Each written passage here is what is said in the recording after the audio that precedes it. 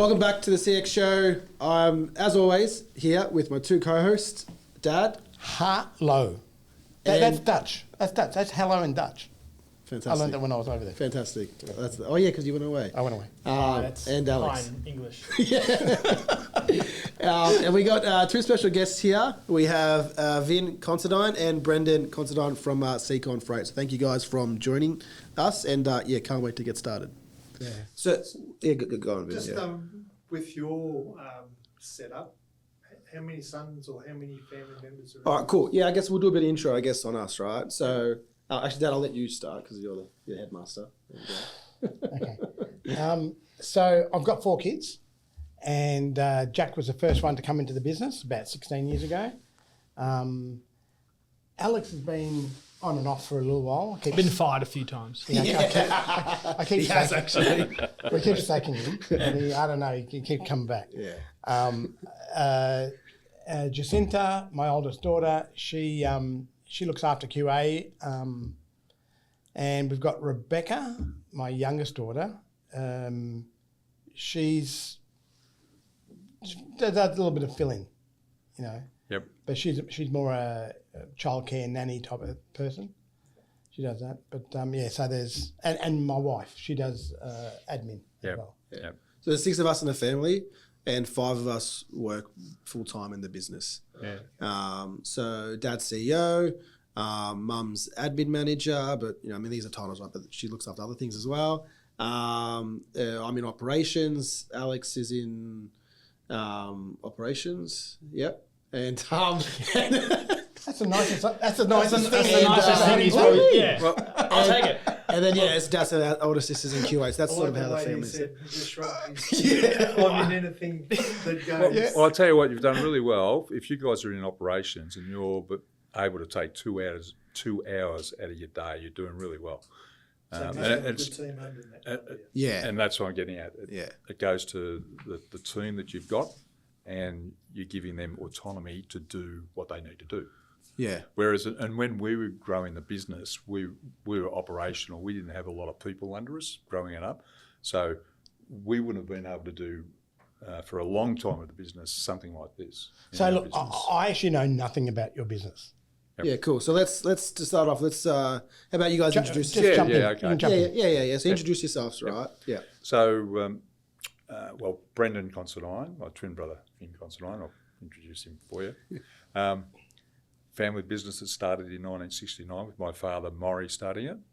The need for him to start the business was he had 5 sons, and he could see that, how am I going to pay all these bills? So he was working for a mob called New Zealand Trading Company, which were a sheepskin company out in Laverton, and their core business was and what Vin's showing up there. It's in our blood. That's Maurie. Just show the camera that. Hold that up to the camera. Yeah. There you go. It's in our. So what book's that? Sorry. That's a book that Maurie published. Oh wow! He wrote that with the help of a sister-in-law of ours, Anne Considine, and I'll get to that. Yeah, sure. So when Maurie started the business back then in '69, it was when he was working full time for the sheepskin company, and that part of that was sending products, which was sheepskins and all that, down to the Melbourne Wharf. And he always had issues with truck drivers not saying that they're going to turn up on time. And if you're dealing with the wharf, you've got to be there, and you only got a window. So they'd miss shipments, and it was hair pulling. And one day, working, he knew there was one good guy that would come along, and he was rapt to see this bloke, but he worked for another company. Anyhow, the Christmas party, he actually, at this pub in Port Melbourne, ran into him, and he said, listen, do you want to get together and let's see if we can get a business up and running? So that's what was going to happen. Maurie, my father, would bring in the work. Jim would be the truck driver. He'd do all the work. He was a mechanic as well, so he knew how to fix trucks. So they started with one truck. So that was the start of it. And there's a bit of a story to the side story to it. The business nearly did not get off the ground because, and you'd probably remember this, John, the bushfire or the grass fires at Lara back Yeah. in 69. Oh. It was, I think it was 69. Yeah, 69. I was only 7. Yeah. And we're only not much older than you.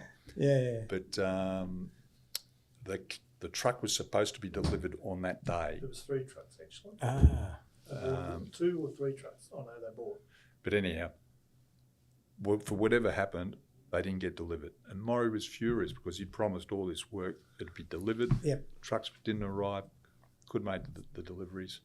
Anyhow, that day, the fires came through and just knocked everything over. So if those trucks arrived on the day that they said they were going to arrive, all those trucks would be gone. Yeah, It was right. Burned out. The whole Yep. place was burned out. And the Wow. business just wouldn't have got off the ground. So because they were late, Ah. they came the next day after the fires and they were up and running. There you go. So that was the start of our business while we were at school. Okay. And we had no aspirations of working in Dad's business because it was only part-time. And, what are you going to do? And Maurie was always saying to us, what are you going to do, Vin? You're going to do your matric or Yeah, it was all you're about- going to get a job? It was all Because he's about very going old style. to school back then. You had to finish year 12. He was of the opinion that at school it was all right, but you learnt more after you leave school, get a job.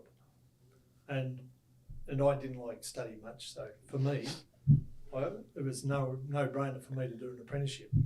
So I wanted to do an apprenticeship as an electrician, but there was no jobs going. And my uncle rang Maurie up and said there's a job as a mechanic in Port Melbourne. So all of a sudden I went down that path. So I became a mechanic. And that probably suited because when I eventually joined Maurie's business, I was the one fixing the trucks Yeah. and started the workshop and all that. So Complemented the business. yeah, that's right. Yeah. And then eventually, all the family members came in. My older brother, Terry, who unfortunately passed away in 2014, he came in. He went overseas for about 8 months, I think. He was over there for a long time, and it was always on his plan to come into the business he was about in his early 20s. Still delivering the skins?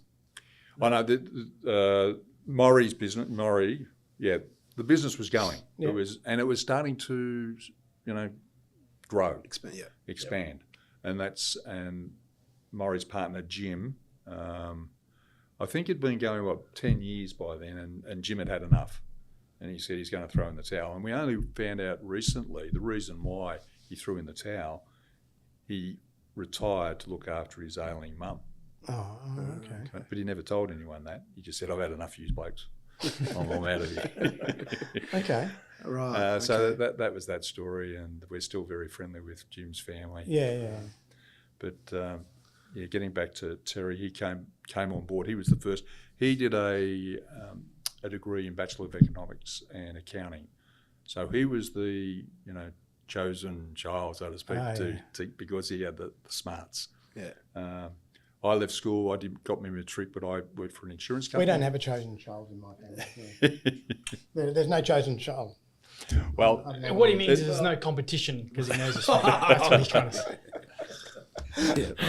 But no, Terry was the oldest, and I suppose when you look back over the years, growing up, there was always that pecking order, and that's where Terry was. He was number one. Yeah. He was our protector as we grew up, and he was always, going to be number one. And he was number one. He was terrific, and we had a great deal of respect for him. Yeah, that's good. And we loved him to death.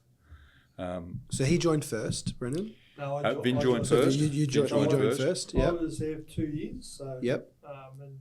And And when was this? What year was this roughly? 77. 77. So you joined in 77. Yep. So, Yep. How old were you then? I was 20, I think. Yeah. Okay. Gotcha. Yeah. Yeah. So you'd done your apprenticeship, is that right? What I did, I finished it off at Secon. Yeah. Oh, okay. Yeah, Okay. So I did worked at Port Melbourne for a year and a half. Yep. Then I worked at Bayswater. Yep. Did that, and then they went bad and retrenched all their young apprentices. Oh, wow, okay. So then I had to look. Then I ended up getting a job in Nunawading at a service station. Yep. That's right. and then from there, Maurie came and approached me, and this guy from his name was Frank Scagnetti. I'll never forget him. He was the most hardest bloke to work for. He expected me to be there 24 hours at a service station. Yeah. One, doing your apprenticeship, and then after that, you're looking after the Bowser. Wouldn't let me go to footy training and all that. So Maurie said, why don't you work for me? You're a better company, and you're going to be much better off, which I did. And I finished my apprenticeship under Jim C. Okay. So that was Who was Maurie's partner. Yeah, okay, gotcha. Yeah, good. So it was interesting because our core business is wharf cartage. yeah, that's right. Yeah. Most people look at Secon and think, Secon, sea containers, that's how you got the name. I didn't even realise that until you just said that. Actually, there you go. Makes sense, There you actually. go. Yeah. I honestly thought that last time I searched it. yeah, up. sure, yeah, I did. I okay. see. Well, the first thing on the Yeah, website yeah. is the shipping container. Yeah. So that's been our core because when Maurie started the business, all those skins going into the wharf, and we never changed from that. Yeah. There's been a lot of different rows, but we always get back to our core business, which is wharf cartage. Yeah, wharf cartage. Yeah. Bringing it to the depot, unloading it, distributing it. Yeah. Customs, getting involved, quarantine. Yeah. All the things that that need a service. Yeah. But getting back to the name, Jim Seed, his name S-E-I-D-E, the first two initials, and Considine is our surname. Secon. So C-O-N. Gotcha. So it was Okay. Secon. There you go. There you go. They looked at Consi, but nah, that's not right. Secon's better. And that's how, that's how it started. There you go. So you joined, so you're the first one to join, right? Yep. And you guys are one of 5, right? Correct. Yeah. Yep. So, and then Terry, Terry was the second person to join? Joined second. Oh, you joined? I actually, so I worked for an insurance broker for 4 years after I left school. Yep. And then there was and Maurie would take me into the city because he would continue on to the west. So we lived out in the southern suburbs, out Ringwood Way. Yeah. So I'd get a lift with him. He'd drop me off into the city, so we'd always talk. And then one day I'm driving in there and he said, hey, listen, one of my forklift drivers has pulled the pin. There's a spot there if you want to come in. So here I am being, a clerical person coming into the family business, driving a forklift. Well, Vin will tell you how bad I was. I had to teach you. But so I was outdoors and I think I was out on the floor for probably 10 years or maybe not as long as that. Terry was, so basically how it worked, Maurie and Terry were in the office. Terry looked after all the customers and all the things, all the administrative things that go on running a small business. Yeah. Vin and I were outside, and then the business just kept on growing and growing. And Paul, my other brother, came in because he was a fitter and turner. I think part of we had recessions along the way, and he got caught in a situation where he was only working 3 days a week. Okay. And he said, well, this is no good. And we said, Paul, come across. Come with us. Yep. So we got him and our younger brother, Matt, who's probably 7 years younger than us. He was a plumber by trade, and he worked with a mate of his, Dino Di Domenico. Dipper? Dipper's brother. Dipper's brother. Oh, really? Yep. Okay. So anyhow, that got to a point where we said, Matty, come on, you're better off with us. So we managed to entice him across.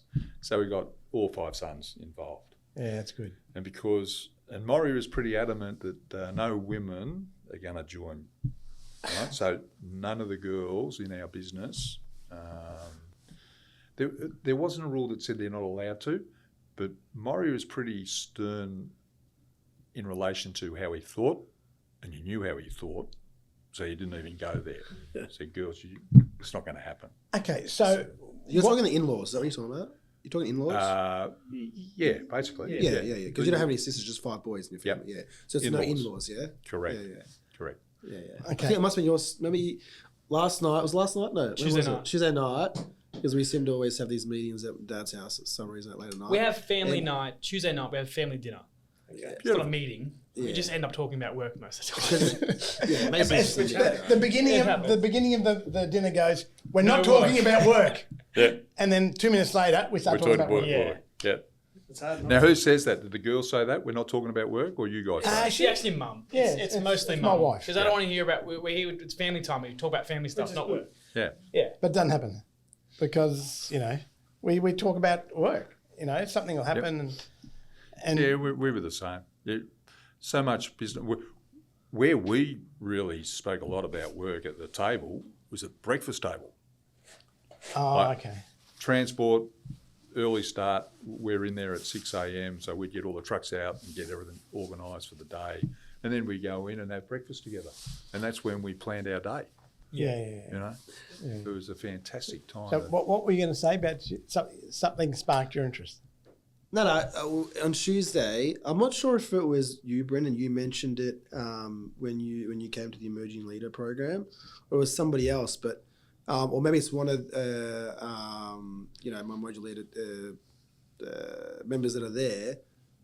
That they mentioned that they don't allow in-laws in the business. It's just a rule that they've made that there's no in-laws in the business, and I thought that was interesting. So I brought it up. I brought it up. It must have been Tuesday night. Tuesday. No, I swear I was there. Tuesday night's family dinner. Yeah, but no, there was another night I came back. Or maybe Sunday night. Yeah, whatever it Who is. cares? And yeah, I was just these things that because I'm in the group, I'm just like I'm consuming, right? Consuming all different rules that different businesses have, whether it's first, second generation, fourth or fifth, right? And I'm just saying, how do I apply it to us? Oh yeah, I like that idea. Oh no, I don't like that idea. That's interesting. Blah blah. Like for example, I thought it was interesting that you refer to Maurie as Maurie. You don't say Dad. Correct. Like Dad, he gets upset. Oh when yeah, I- no. If I call him John, he gets upset at me. Yeah. So that was I actually forgot to ask you that question in the session because afterwards I mentioned in the class. I said I found it interesting that Brendan always referred to his dad as Maurie. He never called his dad Dad. I picked that up before when you said it. I thought, Yeah. is it your So stepfather why- or No, your father? No. That's So my why is father. that? Is that That was the first thing. Well, that was the first thing. Oh, really? First day. As soon as the first day. He said, come "Now in. listen, My right. name's not Dad to you. My name's Maurie. when you're working, When you're working. when you're working, And it's then Maurie." once you do it, you don't. Yeah, you do, It's yeah. always Maurie. yeah. Alex, my name's Dad. Yeah. But Okay, believe no, it, I believe get that. it or not, I get it. I get it. we always know that is our father. Yeah, That is- It just But But- my boys call me Vin. Yeah. Right. Yep. Yeah. They Yeah, call so, me Vin because they're in the business. yeah, Yeah. okay. and it's followed. It's followed But through. okay, I understand that because that's how your dad taught you, and Yep, it's it's okay. gone down. okay. When I'm referring to Dad, I will say John. But if I'm talking to him or if I ask him, yes. No, Every now and again, I hear you say, Johnny. What the But that's What are you good. talking It's about? respect though. But when he says Johnny, no, Dad. yeah, that's what I mean. Yeah. So now even All in respect. business now, if I've got customers, I still say Dad because I know that's just and Well, I but think, that was, and probably if I was Maurie, yeah. I'd be saying to my kids, no, it's Dad, Yeah. right? But Maurie was a different school. Like Yeah, he okay. didn't want to have that father son sort of in business. Yeah, blokes right? for blokes. He back then. wanted to have it as Yeah. a business Yeah. Okay. relationship. I get it. Right. I get it. So it was Maurie, if I've got Jim in the room, and then I don't want to be known as Dad, And thinking about it, probably back then, it gave us sort of like scope to go, okay, I disagree with that, Maurie. It's easy to say. Shut up! I'm your father. well, he'd probably say We that. had some But amazing meetings. Like we used to have a monthly meeting, Yeah. family meeting, and there was always a lot of things happening, and you'd be addressing, no, that's not right, Maurie, and it was easier to say, rather than, no, Yeah, that's okay. not right, Dad. Interesting. yeah. You become in the same. You haven't got a title as such. You're all the same. Yeah, okay. Yeah, that's a good Yeah. thing. Because You wouldn't be able to handle that, is Jack. always on a pillar, but he brought us down to be all together. and level. Yeah, that's good. And although he recognised that in a business you've got to have those levels, and that's why, as the business grew, Terry became the CEO, and I think that happened. That only happened when Terry got involved with, FBA, but before that he was going to meetings with Ken Franklin from the accounting firm, who was suggesting you need to be, in a family business, have some more corporate things going on. Yeah, okay. And still corporate disciplines. Yeah. Right, so that you know that, well, that person's looking after that area. And then they're answerable. Yeah. Which is really important. Yeah. You make people accountable. Exactly, and even us accountable. So Terry, we would always be accountable to him, even though he was our brother. And I think that was a really good thing because, if you want something done, you've got to prove it. You've got to have something to justify the decision that you're going to make. So you can't just say, oh, Terry, I'm your brother, make sure it happens, right? He's at the top. Sorry, Jack, you listening? I'm listening. Because I have heard this.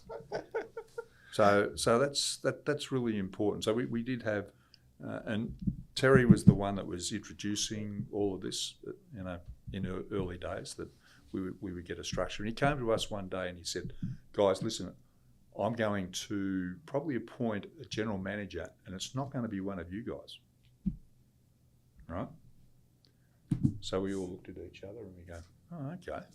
Why do you think he made that decision to not make it one of you guys? Because he knew that we weren't the best for the job. Okay. Right? Yeah. We were looking after our departments. Right. And that's what we did. Yeah. But there was another guy in our organisation. And there was another job going that he knew that we didn't have any experience for that. Right, okay. Right? And I think that was... That would have been a hard call for your dad to make. No, This was Terry. Terry. This is the Terry made that call, which Oh, is my Terry brother. made the call. Yeah. Terry's, It's like Terry's it's the older son. It's like you putting in a general manager above basically. yourself. Yeah. No, Now, not above him, above. You are listening, right? Yeah. It's It's like Jack hiring a general manager above Jacinta and I. yeah. Now, John, Yeah. be interesting. Years ago, and it was funny, and Maurie's at a luncheon or somewhere like that, and he's told everyone, well, I was working one day, and Terry comes in, and he's telling us what to do and everything like this, and I've looked at him and I said, well, he's the boss, and I'm not, and that's really what's happened, because Maurie backed away, and Terry just took over, and we all had our jobs to do, and Maurie was just Working in the background. Working in the background. He'd go to golf on a Wednesday. This is when he was phasing out. Yeah. But he did it very well because he just let us run our race. Yep. Yeah, see, I'm at that stage where I'm trying to do that. Yeah, you are a little bit actually. But I sometimes I see things, I think, I can't go anywhere. I can't leave. Yep. But that is exactly what Maurie did. And it's hard to do. Handing the baton over. You're 100% right, John. You've got to know when to hand the baton over. And sometimes you're going to feel, oh no, I've handed it over and I shouldn't have. See, Right? Because, right, Yeah. the only way for people to actually get better is to learn by their mistakes. okay. So there are circumstances where, Jack will be taking care of something, and I want to know how he's dealing with something. So I'll go in, I'll ask questions. He goes, Dad, you don't have to involve yourself with this. But I want to involve myself with it because I want to know how you deal with it. I want to know, is it how I would have dealt with it? Because if it's how I would have dealt with it, great, it's the right thing. But if it's completely the opposite, I want to know what led him to that. What's his thought process? Has he considered X, Y, Z? Well, how do you know how you would have dealt with it was the right way? It's his way. Because Jack, to be perfectly fair, right? So long as Jack comes out with the right outcome, that's all I'd be worried about. Yeah, so it's only really been the beginning of this year. Yep. And by the way, you didn't pay them to do it. Hey, It's we're all only learning been, today, you know. it's only been the beginning of this year where, well, to be honest, I was supposed to be stepping back a few years ago, right? Because we sort of like had paid everything off and, we're debt free and it was Happy days. good, right? And then we bought 800 and all of a sudden we're back into debt, right? So I can't, sit back. Yep. I just got to make sure that everything's right. And once I see everything back on track, Touching on the I learning lose my thought. Just let him go. I got senior brain. I thought you had it. I got senior brain. I was. not Now right. I've lost it. I thought you had it. I've lost it. So we Maybe did lose it. it. We did. I know Brendan. When you came to that emerging leader program night, we done a similar thing here with how you guys I think did your sites, right? Like you guys owned where you guys operated out of, right? So we've sort of done the same thing. Although we, but I believe so if you going back a little bit, right? If we can capture a little bit more about Secon, I think we got the family aspect now of the brothers that have come in, right? But just give us a bit more of the service on what you guys, what service you started off with. I know it was the sheepskin, and then sort of where you guys took it to, and then obviously the acquisitions through Silk and then DP. If you can sort of start that sort of process, I'm interested to learn sort of that, and I'm sure we'll pick up some other things as the conversation flows. Yeah. Well, I suppose getting back to early days, property was an interesting thing. I think Maurie didn't have a lot of cash behind him when he started the business. Yeah. And then gradually, bit by bit, he was able to get a bit more. He had to lease a property. Yeah. And one day the landlord came knocking on the door and said, by the way, you're out of here in 6 weeks' time. Because when Maurie signed the lease, part of that lease was you had to renew it in writing. right in advance, 6 months prior that you're taking up the lease again. Maurie put that lease in the drawer and he forgot about it. So he was livid, caused a huge issue, and a property came up for sale in Blackshaws Road, Altona, and it was the government Australia Post building, 4 hectares. It was right in the middle of the recession that we were having, and not one person bidded for it. So when was this? What time was this? What year was this? It's about 93. 93. Yeah, okay, so a year before I was born. Okay, yeah. So anyhow, he went away, and the real estate guy rang him and said, Maurie, if you put a bid in, low bid, you've got a good chance of getting this.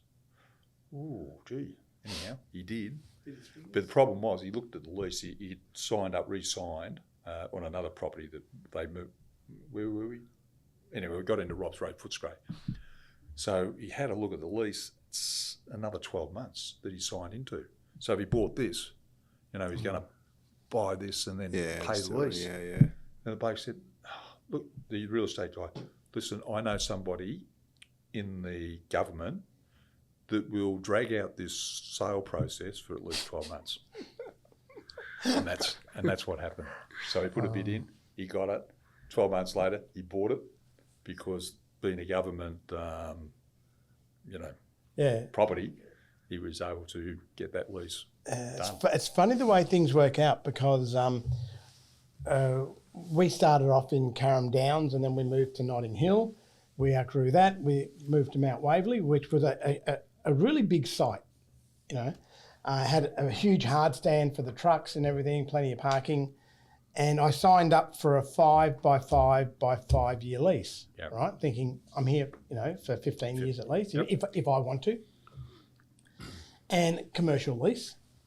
And I had to pick up my option. I think it was 3 months before. You had a window of 3 months. Yes. Correct. Had to be in that window. Yep. Anyway, for the first 5 years we were there, we had a lot of issues with the council You know, we went to VCAT a few times because, you know, we're a 24-hour business. Yeah. And we were paying so much money. But when we moved in there, the rent was really cheap. It was a super cheap rent.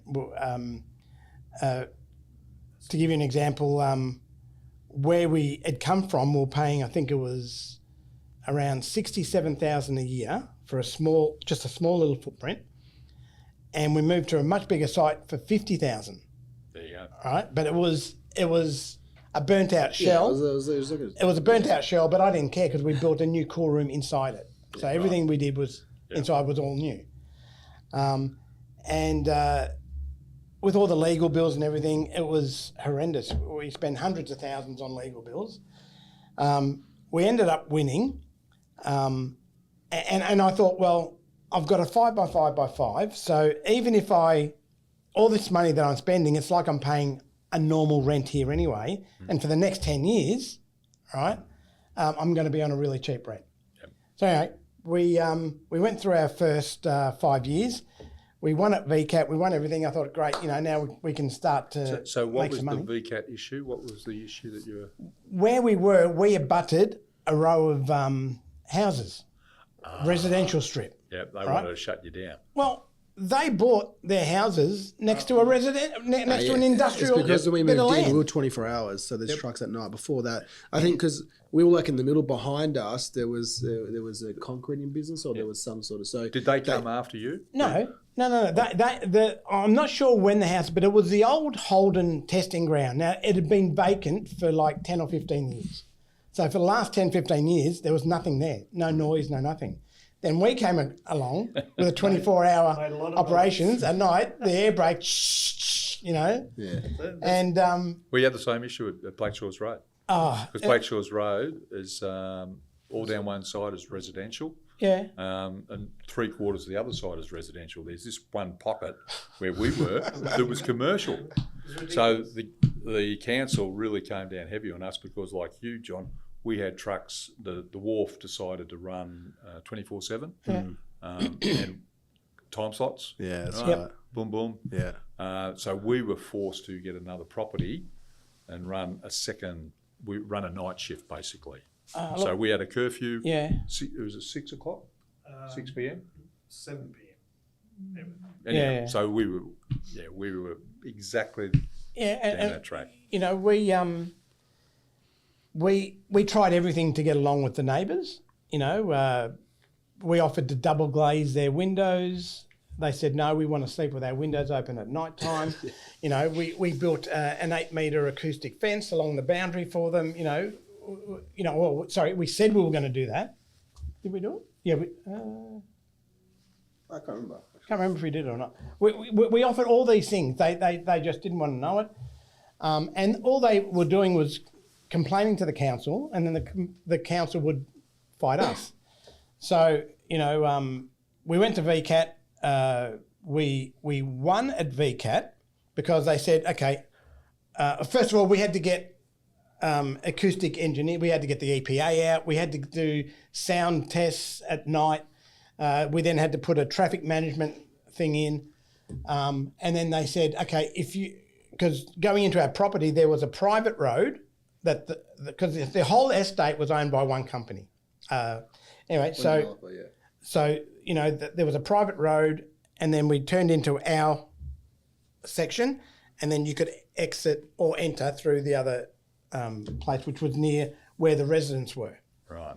So the determination was, okay, come 7 o'clock at night, you could not use that driveway anymore. You had to just use that one to go, because we had going this way, out the other way. Yeah. All right. But at night, we said, no, we can live with that. Yep. You know, we'll go use in that. the same Yep. entry. Yeah. So we won that at VCAT.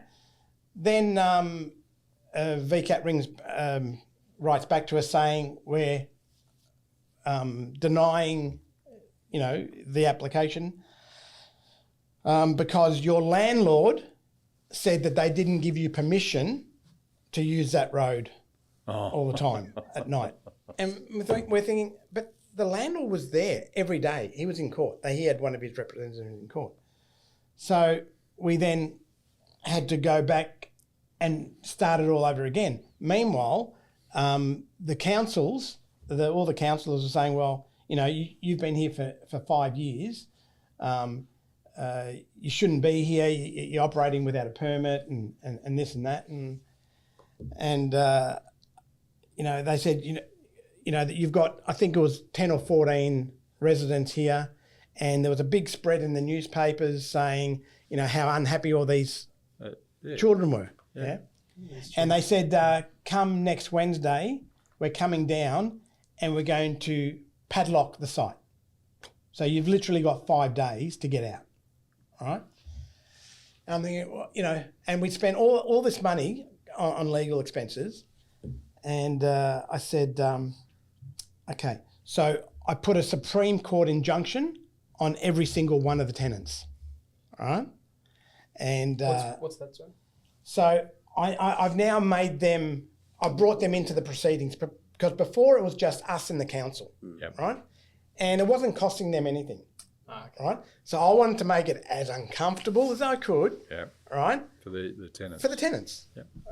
Or the landowners, whoever they were, right? The residents.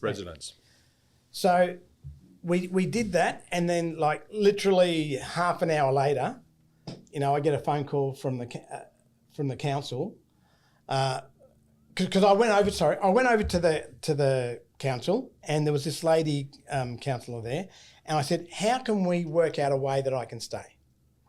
And she goes, the only way, she said, there's 14 councillors, you've got to get all of them, or the majority of them, agreeing with you. Is that councillors or residents? Councillors. Councillors? Councillors, right? You've got to get them because we've already determined you're out in 5 days, right? So I said, okay, give me their numbers, right? So I got a list of their numbers. I'd ring up, no answer. I'd ring up. I'm about to jump on a plane. Sorry, I can't help you. Click. Oh, yeah. I ring up another one. I only do this part-time, so, nothing to do with me. I ring up the councillor that's actually in charge of my division. I'm still waiting for him to return my call, right? I got, out of all those people, there was one, I got the call back from one person. His name was Peter McCall, and he was the only businessman that was on the council board. He'd run his own business, right? So he said, look, let me come down. He came down, and he's looking around, and he goes, why am I here? I said, what do you mean? He goes, you guys aren't doing anything wrong. I said, yeah, I understand this. He goes, well, it's like if you buy a property near an airport and then complain when the planes fly overhead. You bought there cheap. Yeah? So he said... Wasn't the argument say that you come after they've already purchased the house? So I'd have queries if I bought a house and then they put an airport. Commercial. It was industrial land. Yeah, right. So you got to be prepared. You run that risk. You got to be prepared to do that. Yeah. Right. So anyway, he said, unfortunately, there's not much I can do. And I said, well, just so you know, I said, I'm about to go to the media and do all this, and he's thinking, he goes, yeah, you know what? That might work. He goes, if you can organise this by tomorrow, so this was on Monday, he goes, organise it by tomorrow, and on Wednesday I'll make a meeting with all the other councillors, and we'll have a meeting at the Monash City Council. I said, done. So then I called the leader newspapers, they came down, and I got our truck drivers and everyone with their kids. So we've got like... I remember. You took us out of school. There was over 100. There was over 100 people there with kids, and all these people there. I think it was 150. It was 100. There was 150 because we were doing all the pick and packing for Woolworths back then for all the sellers. So you had a lot of people. We had a lot of people working for us. Yeah. And I said we took the photos, and then I went to him and said, "Have a look at this photo." All right. So he goes, right. Meet me here at tomorrow night at such time. So I went there, and the landlord had a representative there as well. And the head guy, I saw the lady there because we were supposed to be locked out in 2 days. They were coming to chain us up and keep us out. And the first thing they said was, he goes, why did you bring all the residents into it? Why did you get them all to go, with Supreme Court injunctions? And I said, well, because I didn't know what else to do. I said, it's easy for them to complain about something. It's not, I wanted them to take notice that this is our livelihood as well. Yeah. So he goes, well, I want you to take remove all the injunctions. withdraw the Supreme Court. I said, well, if you say to me that we can still be here in 2 days, I'll withdraw it. He goes, no. Then the other guy, Peter McCall, stood up and goes, look, we can't win. We cannot win here because if we kick Cold Express out, all right, we're putting 150 families out of work. If we don't, then we've got these 14 residents or whatever. I think it was less than 14. They're not going to be very happy. But the fact that they're now embroiled in a Supreme Court, that now has become their main issue, right? So the guy from the Monash, the head guy, says, okay, I want to know what you're going to do about these Supreme Court writs. And I said, well, I told you. And I remember he slammed his hand down on the desk, and he goes, what are you going to do? And I'm thinking, I don't know, I was pretty clear, right? And I thought about it, and I thought, okay, I'll withdraw them. And he goes, good. Now let's sit down and work out a way that you can stay. Right? So we worked out a way, and we had to, there was all these conditions, but we ended up staying. I thought, great. So we're celebrating again. 1 week later, we get another letter from the landlord saying, you got 1 month to get out.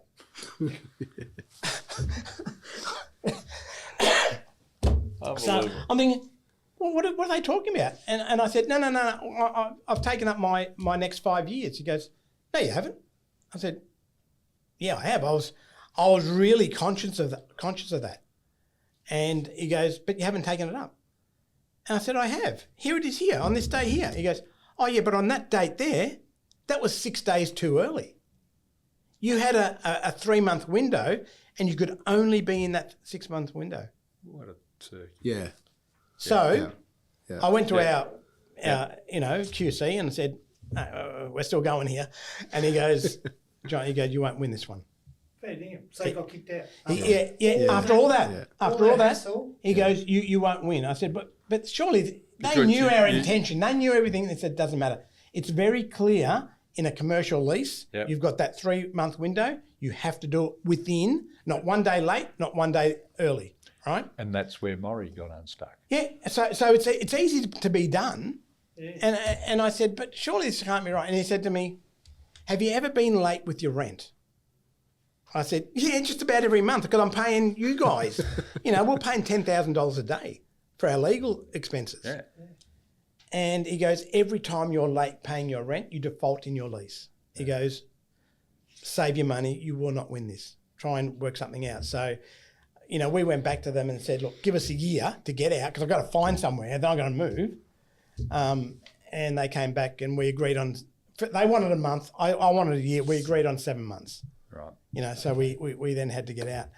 And I remember we just found somewhere and I thought, I then got somewhere for a 10-year lease, but I thought to myself, I don't want to be in the hands of anyone, right? That can dictate to me. That plan that you had, you've done all the work to that building in 5 years. Yep. You're all going to be set up for the next 10 years. Yep. And then you got Yep. You would have been very livid on that. Yep. So we moved to still another lose place. sleep over it. We knew. No. Look, everything that we've gone through have made us who we are. Do you know what I mean? It's gotten us to that next stage because we never would have gone over to this next place without having gone through that. It's it's you become a bit stronger and a bit wiser. Yeah, and it forces you to do things. Yeah. that you probably wouldn't do otherwise. Yeah. So sometimes when you're backed into a corner, you come out swinging harder, Yeah. and you overcome things. Yep, you do. You know, and then when we went to our next site, it wasn't purpose built, but we had issues going there because I was trying to find something. And remember, we were paying $50,000 a year where we were. For us to get something roughly the same size, the next best I could get was 450,000. Yeah, look at that. From 50 to 450,000. Yeah. Right, that was a jump. I thought, we're just not making that, Yeah. you know, because that's, yeah. you know, if your expenses are up here, then you price accordingly. But if your expenses are down here, then you also price accordingly. Yeah. You know, and that's what, you know, gave us our foot in the door, and we were extremely competitive because, you know, we kept our expenses down low. Rent was low. You know, but it was hard, and then, you know, when we got to the other place, you know, Things had to go up. well, there wasn't enough electricity to service us. So then I said, okay, well, and we found this out, you know, when we were near the end of the build, you know, and I remember saying, okay, well, just hook up extra electricity. And I said, oh, they've got to build a substation, and it could take anywhere from 12 to 18 months. Yeah. So no, this has got to be done within the next few weeks, you know. So they said, oh, it can't be done. It can't be done. I'm like, it can't be done. So, You'd have to get some massive generators in. So, I remember going down to Alinta and knocking on doors and just trying everyone. And at the end, I said, I went to Alinta and I said, look, what would you do if you're in my situation? You know, surely there's some way that we can do it. And I said, no, these things have to be purpose built. I said, well, and we looked at generators, but the cost of running a generator 24/7 costs a lot of money. wouldn't work. And I said, across the road, I said, so what is it that you have to do? And they said, we have to build you this, you know, transformer, blah, blah. I said, but there's one across the road there. There's one over there. I said, can we tap into it somehow? They said, we'll come down and have a look. They came down and said, yeah, we can just run a wire straight into your thing. So we did that. And until they built our house. But, you know, it's if the need is bad enough, you can get through a lot of things. We had a golf day the other day. If you're such a good putter, how come you didn't sink more putts? So we played Ambrose, and I play a handicap of 4, but the handicap on the day was a bit more because Dad was on my team. So Here's your handicap. it was good. No, it was a good day out. We had a charity golf day. That's good. And it was unreal. So I raised 18 grand. Yeah, so we've been wanting to. I wanted to throw our own golf day for a while now, but Dad would never let me because, you know, he goes, it can't cost any money, right? So, you know, we brought Dan on as our marketing manager this year. To me, golf is like, it's one of those things where it's a luxury. You're playing. It's got no place in work. You know, there's no place in work. You just got to work. Golf is a lot of you play golf to entice your customers to come out. No, it's good marketing. I get it. Networking. I said yes. Networking. I said yes. So yeah, it was My like son yes. plays it all the time. He's said in yes. insurance and he brings all his clients. Yeah. And what were we going today? Oh, we're going to the golf. I've got this guy coming in. Yep. And, you know. A lot of deals are done on the golf course. Absolutely. Yeah. I just joined a golf group actually. It's called Imagine Golf, and it's a networking. Better not be a scam. It's a networking thing, and it's got, like, I looked at the clientele of who they've got on the thing, and they do about 50 events throughout the year, and the people they have in it is some pretty impressive people that come, and they have a spokesman, they have people. It's a normal corporate day, but each month they have an event on. Like the one tomorrow I'm playing at is at the Capital Golf Course, Which you wanted to play. which I've been trying to play for so long, purely because it's really exclusive. So it was owned by Crown Casino, and on average, so my friend actually caddies there, and he says on average they get about 5 to 10 people a day playing. That's it. For a golf course, that's nothing. That's It's crazy. nothing. That's exactly right. But that's exactly right. So it just got bought out by Lindsay Fox. Oh, really? Yeah, he bought it about 2 weeks ago. So it's recent. Very recent. And he's opening up the doors to having these other organisations host days there, this and that. Yeah, So which next is year really good. we could have a golf day there. Exactly next right. Yeah. But the people that are involved in this group are the CEO of Xero, which is like the accounting firm we use. Yeah. A few other, Yeah. high individuals. Yeah, But, We use Should Xero be now as Cold well. Express Day one day. hey, Yeah. Had it There you Cold Express. bit more marketing, I reckon. go. So how'd you get that name anyway? Obviously just refrigerated. Cold Express. Yeah. Yeah, Dad had to get the name. Okay, so His last name? No, I'm kidding.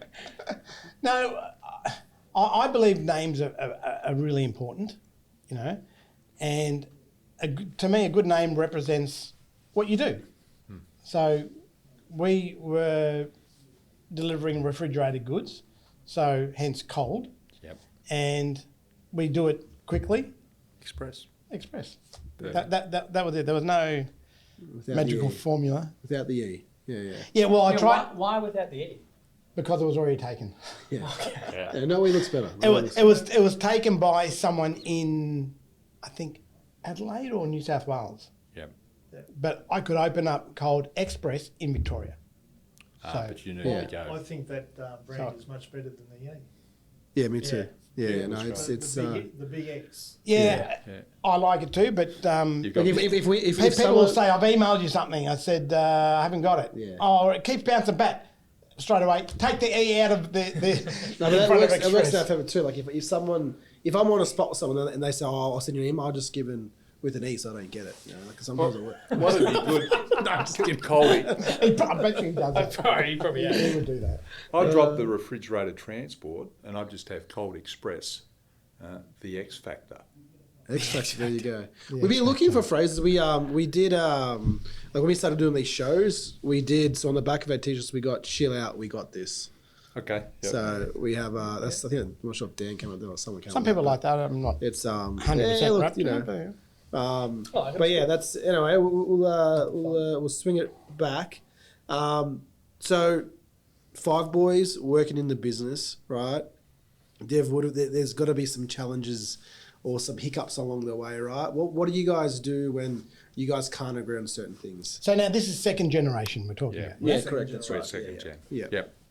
Yep. Look, I suppose we're pretty unique. We had our blues though, Yeah. but once we had them, we walked out the door the next day, we're fine, Yeah. Okay. and that's how we that's good. rolled.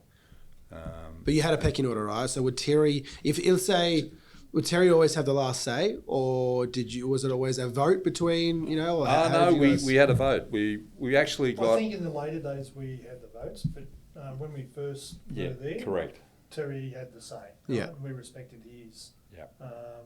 his input. Yeah.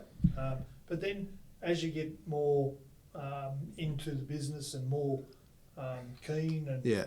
you own the business. Yeah. And we actually set up Well, a structure too. Vin. Yeah, We that's we right. set up what's it called? Hierarchy. Not a hierarchy. Yeah. It was a document. Well, no. Well, it was more than that. It was your constitution, Constitution. right? Yeah. Family constitution Yes. that we went Yep. down, and we had Yeah. those sort of rules. If there was a dispute, it had to be voted on, and whoever, So we got that all up and running. So there was a lot of work put into setting up the family constitution. But then that sort of went by the way when we realised that, at one point this business is going to get sold, because the reason for that, with 5 boys, and we were getting into our 60s, right, the only one that had third gen was Vin. Okay. The other 4 families didn't have anybody else. Still no women in there? Still no women. Wait, Well, that explains why the next day everyone can forget about it. Because, let me tell you, the women tend to drag things on. They'll hang on to it and hang on and hang on. for a good couple of weeks. Right? The women did come into it and worked, but they weren't part of I think we've just been censored on that one. But our meetings. Yeah. Okay. Right? Yeah. So if we had a directors meeting, we were the directors. Yeah. None of our wives were. But, Yeah. but my wife Brenda, she worked for Secon for 13 years. Oh, okay. Anne After all the worked, kids Paul's wife worked. Yeah. Some of the kids worked part-time. Yeah. But So- like, in fact, just and- about every one of those kids work part time. And we Yeah, had this okay. job, we worked for customs, so we'd go down with our Border crew, Force. Border Force, Border Oh, Force. okay. Yeah. and we were unloading containers for them. Oh, wow. Yeah. So you So- saw that show on TV? Yeah, yeah, yeah, yeah. I still Yeah. watch Right. the clips on So- Facebook. The unpackers were our people. Oh, We're- cool. nice. So we had our people unpacking, and all our kids and everyone, their first, if they were doing uni, they were able to work for Secon, going down to Border Force. Yeah, or okay. Customs, and that was a really good thing to get them started. Yeah, cool. You know, Hmm. so they were the things we used to do. Yeah. So I've got a question. First generation, when you're starting up a business, you're putting in over 100 hours a week Yep. for years. Yep. When the second generation comes in, all Well, right, we're the second generation. yep, Yep. what are your hours like? Are you Early, more structured? You'd be more structured by then? No, we were. early days. Well, you're still were putting in like, ridiculous hours. No, I think it's similar to us because remember, like we're still obviously first and second generation, Yeah. and the business is still developing, still growing. Then Yep. you can kind of call it early days, right? Yep. They joined when they were young, like your early 20s.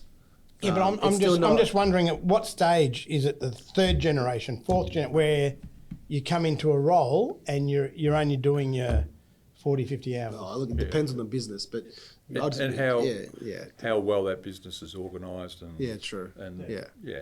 Like for us, we were going 55 years. Wow. Early days when we were running it, because wharf transport trucks, as you know, John, it's early start, late finishes, and then you got to get all the paperwork done and everything like that. So Yeah. you were forever there. On the weekends, I'd be ringing people, making sure everything was done for Monday.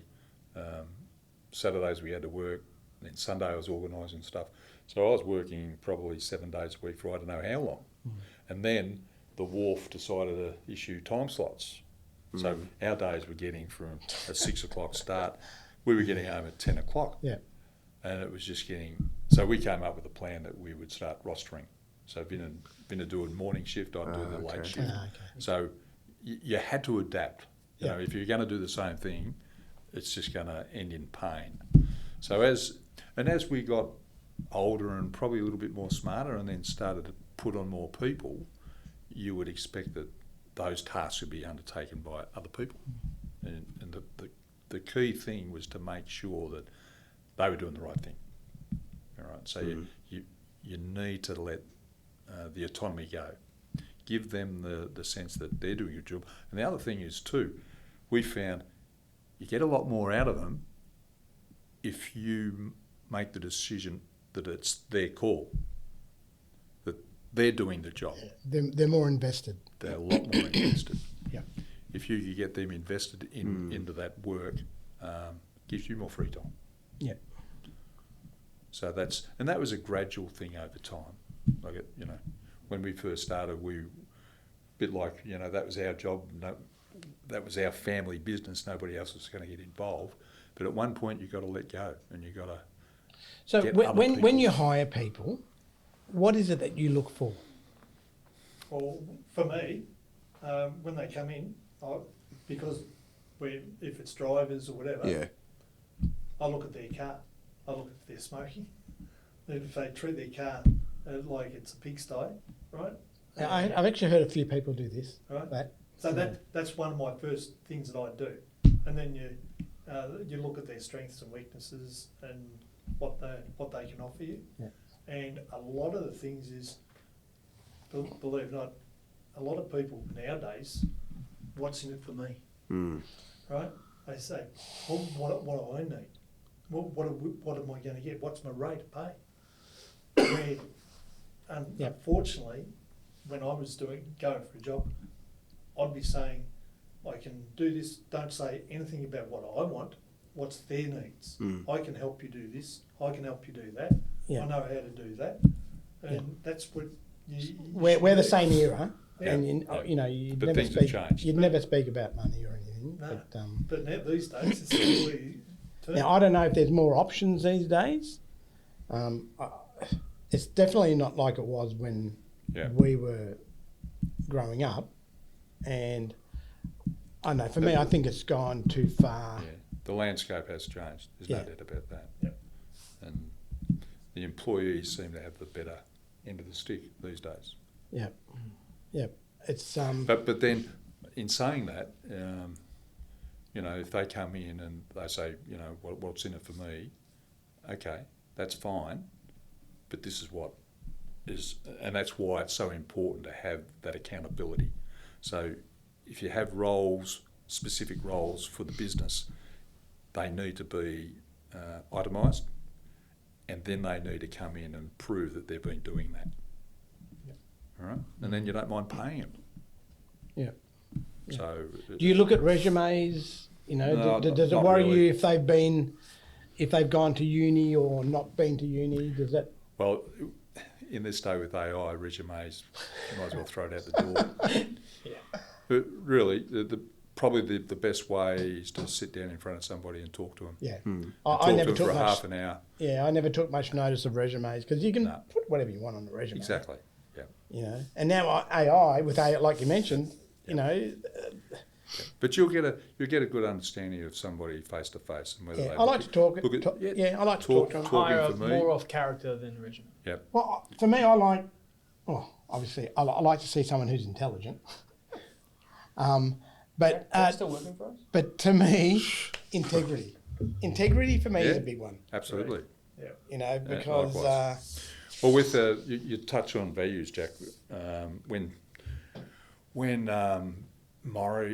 Terry passed away in 2014, that just changed the whole landscape of our administration, our set up our business. So we sat down as a family, and we said, well, we're going to continue this business. You know, Terry was such a Right, a pillar. Part of the business. he was right at the top, right? And everything revolved, the whole business revolved around Terry. So you can imagine when we lost him, you know, very sudden, we've all come together and say, how are we going to do this? So they wanted me as the CEO, but I very quickly said, well, if I'm going to do it, I'm going to have all you guys right behind me and we're going to go this journey together. And that's how we rolled the business. So did But- Maurie but- put you in as CEO, or was that a group discussion? No, or? my other brothers. Yeah. Maurie had virtually, by that time, 2014, he would have been in his 80s. Yeah, okay. So So he was he'd well and stepped, truly out. he'd Yeah, stepped okay. in, Yeah. right? So I got voted in by my brothers. But on that token, I didn't have the skill sets that Terry did. I never went to university. I never got into accounting. I did some administrative stuff. Yeah.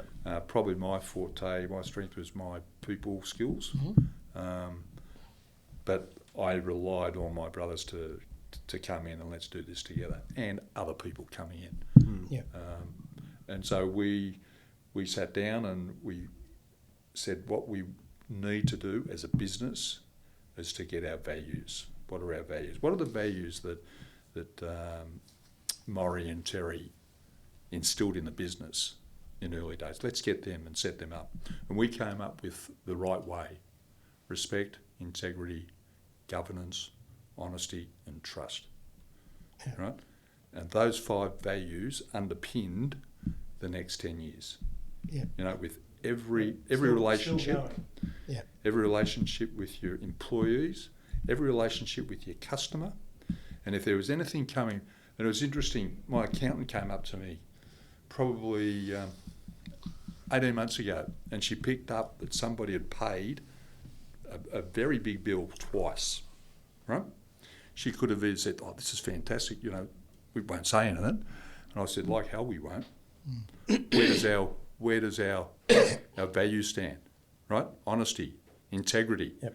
Every one of them.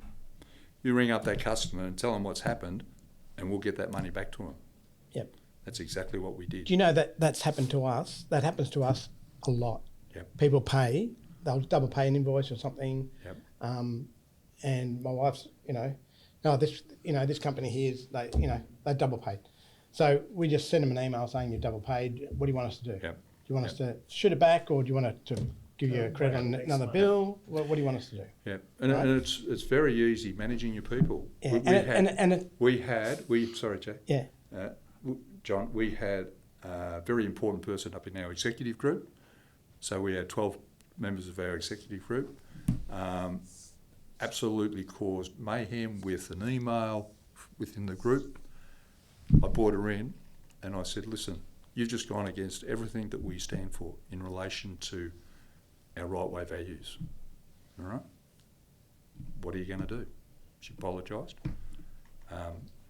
Because I said to her, you're going to get a letter, which I did, got that organised. She came back in the next day. I've never been given a letter before, but I understand where you're coming from, and I'm resigning. Out the door she went. Fair enough. And it was a very easy decision to make when you've got that as your, Yeah. you know, and that's- and people have just got to toe the line. That's how we roll. Yeah. You know, if you're going to do that sort of behaviour, okay, I gave them the opportunity to turn it around, but she looked at it that, you know what, I'm out of here.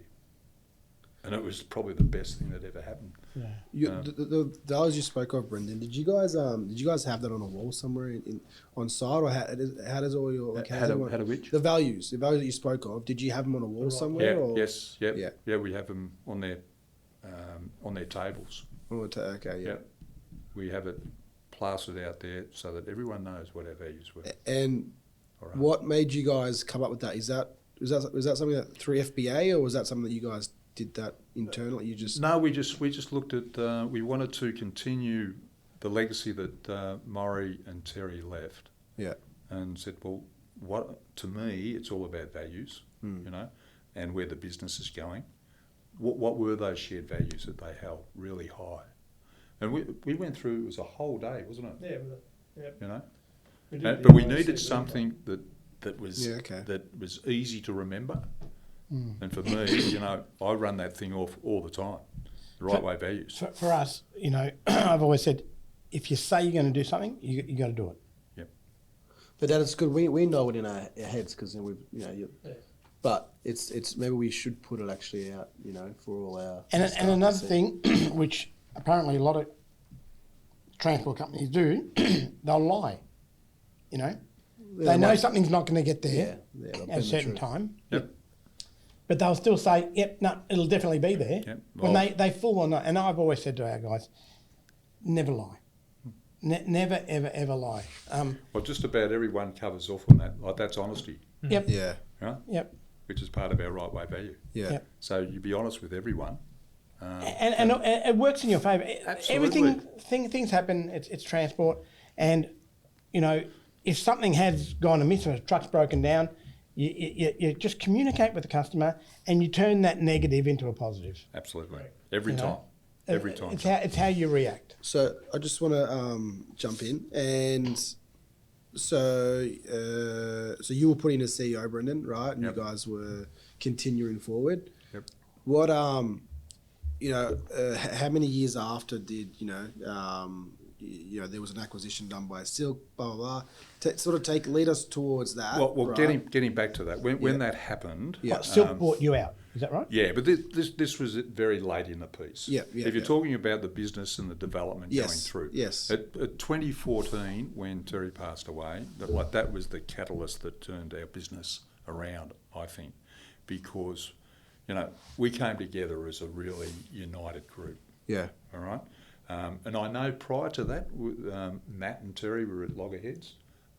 Matt thinks, that's my younger brother, he thinks completely different. Is he the youngest? Youngest. Yeah. And youngest. And Terry really struggled with managing Matt.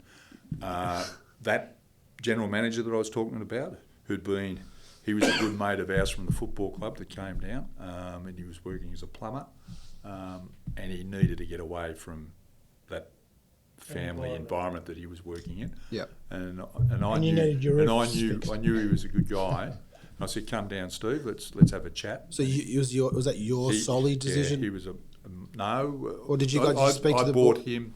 I brought him in and I said, let's have a chat. This is well before Terry. Yeah, this is well before Terry Okay, died. So alright. he was probably, this is probably just after 2008. in the year, about 2008 or even. Yeah. So Steve came into the mix, and I knew he was a really good guy. Like, Yep. We'd known him from the football club. Yep. And you get to know, and John, Yeah. as you say, you get an idea of what a guy's like, right? And I said, well, I think Steve, if he works out, he'll be really good. Yeah. Well, he worked out on the floor, right, and learning the ropes, learning the business, bit by bit. He came into Terry's office. Now, Terry was under a lot of pressure. We were all in different roles. Vin was looking after the fleet. I was looking after the truck, the fleet control, basically. And Steve, working in the warehouse, could see that Terry was needing help. He would go into his office and say, listen, is there anything I can do for you? Bit by bit, Terry would start palming off work to Steve. Yeah. And he was starting to make inroads. And as a 2IC, and that's why when he came to us and said, listen, you guys, I'm going to appoint Steve as the next general manager, right? So that's how that worked. Okay. Now, when Terry did pass away, Steve was basically general manager, but then I got promoted above him as the CEO because of the family. Correct. Yes. Were Yes. you general manager, managing director? No, CEO, because I only became the managing director after we corporatised it, but we set up a proper board, Yeah. right? Yeah. But that was all in the learning process of getting more people that were more highly skilled in business, getting them on board and saying, what should we do here, right? So there was a lot of advice that I was seeking, how do we go down this track? We've lost somebody that was at the pinnacle of our business, and now, we're all at sea. Yeah. So, and I could see through that connection with FBA. So how do boards work? Do you convene once a month? Once a month we have a Do board you pay meeting. We had it all depends on your structure. You don't have to. You could do it internally, but we decided through talking to the likes of Matthew Steer and Associates, who are very big in that corporate world, how things should be structured with governance, especially that's where the governance came into it. They suggested you get an outside director in, and we would pay him, an outside chairman as well, and then you could have the rest of the board family members, and that's how we set it up. So, and they'd come in, and the CEO was me, so I would have to be answerable to all of them, whoever the CEO was. But I could see at this point in time that I wasn't the best person for the CEO role, because I was still struggling with, all the financial figures, how it all works. I did a course in trying to get up to speed in that area, but I could see that Steve was working behind the scenes, and it was time to pass on that baton to him. Okay. Right? So, and having the board structure set up, which he helped actually set it up, was brilliant, because every month we came in and we'd go through the figures. And that's when we started learning all about your EBIT and your EBITDA and how business rolls, right? And where are the leaks happening, right? Why are they happening? Right? You need to go and talk to your storeman out there. He's wasting too much money on this, blah, blah, blah. There's so many things that you could read into a financial report, right, at board level, and say, listen, you need to go back to your team. When did you guys introduce this? Probably 2017. We had a restructure, but we actually went away for the weekend at the RACV for the whole weekend, took the whole team. We were building up a really good team, and then we restructured it. We had stuff like this, videos of Maurie came back down. Terry had passed away by then, but his wife came in and spoke to talk about, the history of Secon and what it means. there was some really good footage. But the main thing we wanted to do that was have the third generation in. Yeah. That was the time when I had my sons just starting there, or Simon actually was there for quite a while before Simon's that. been over 20 years. And we Wow. could see that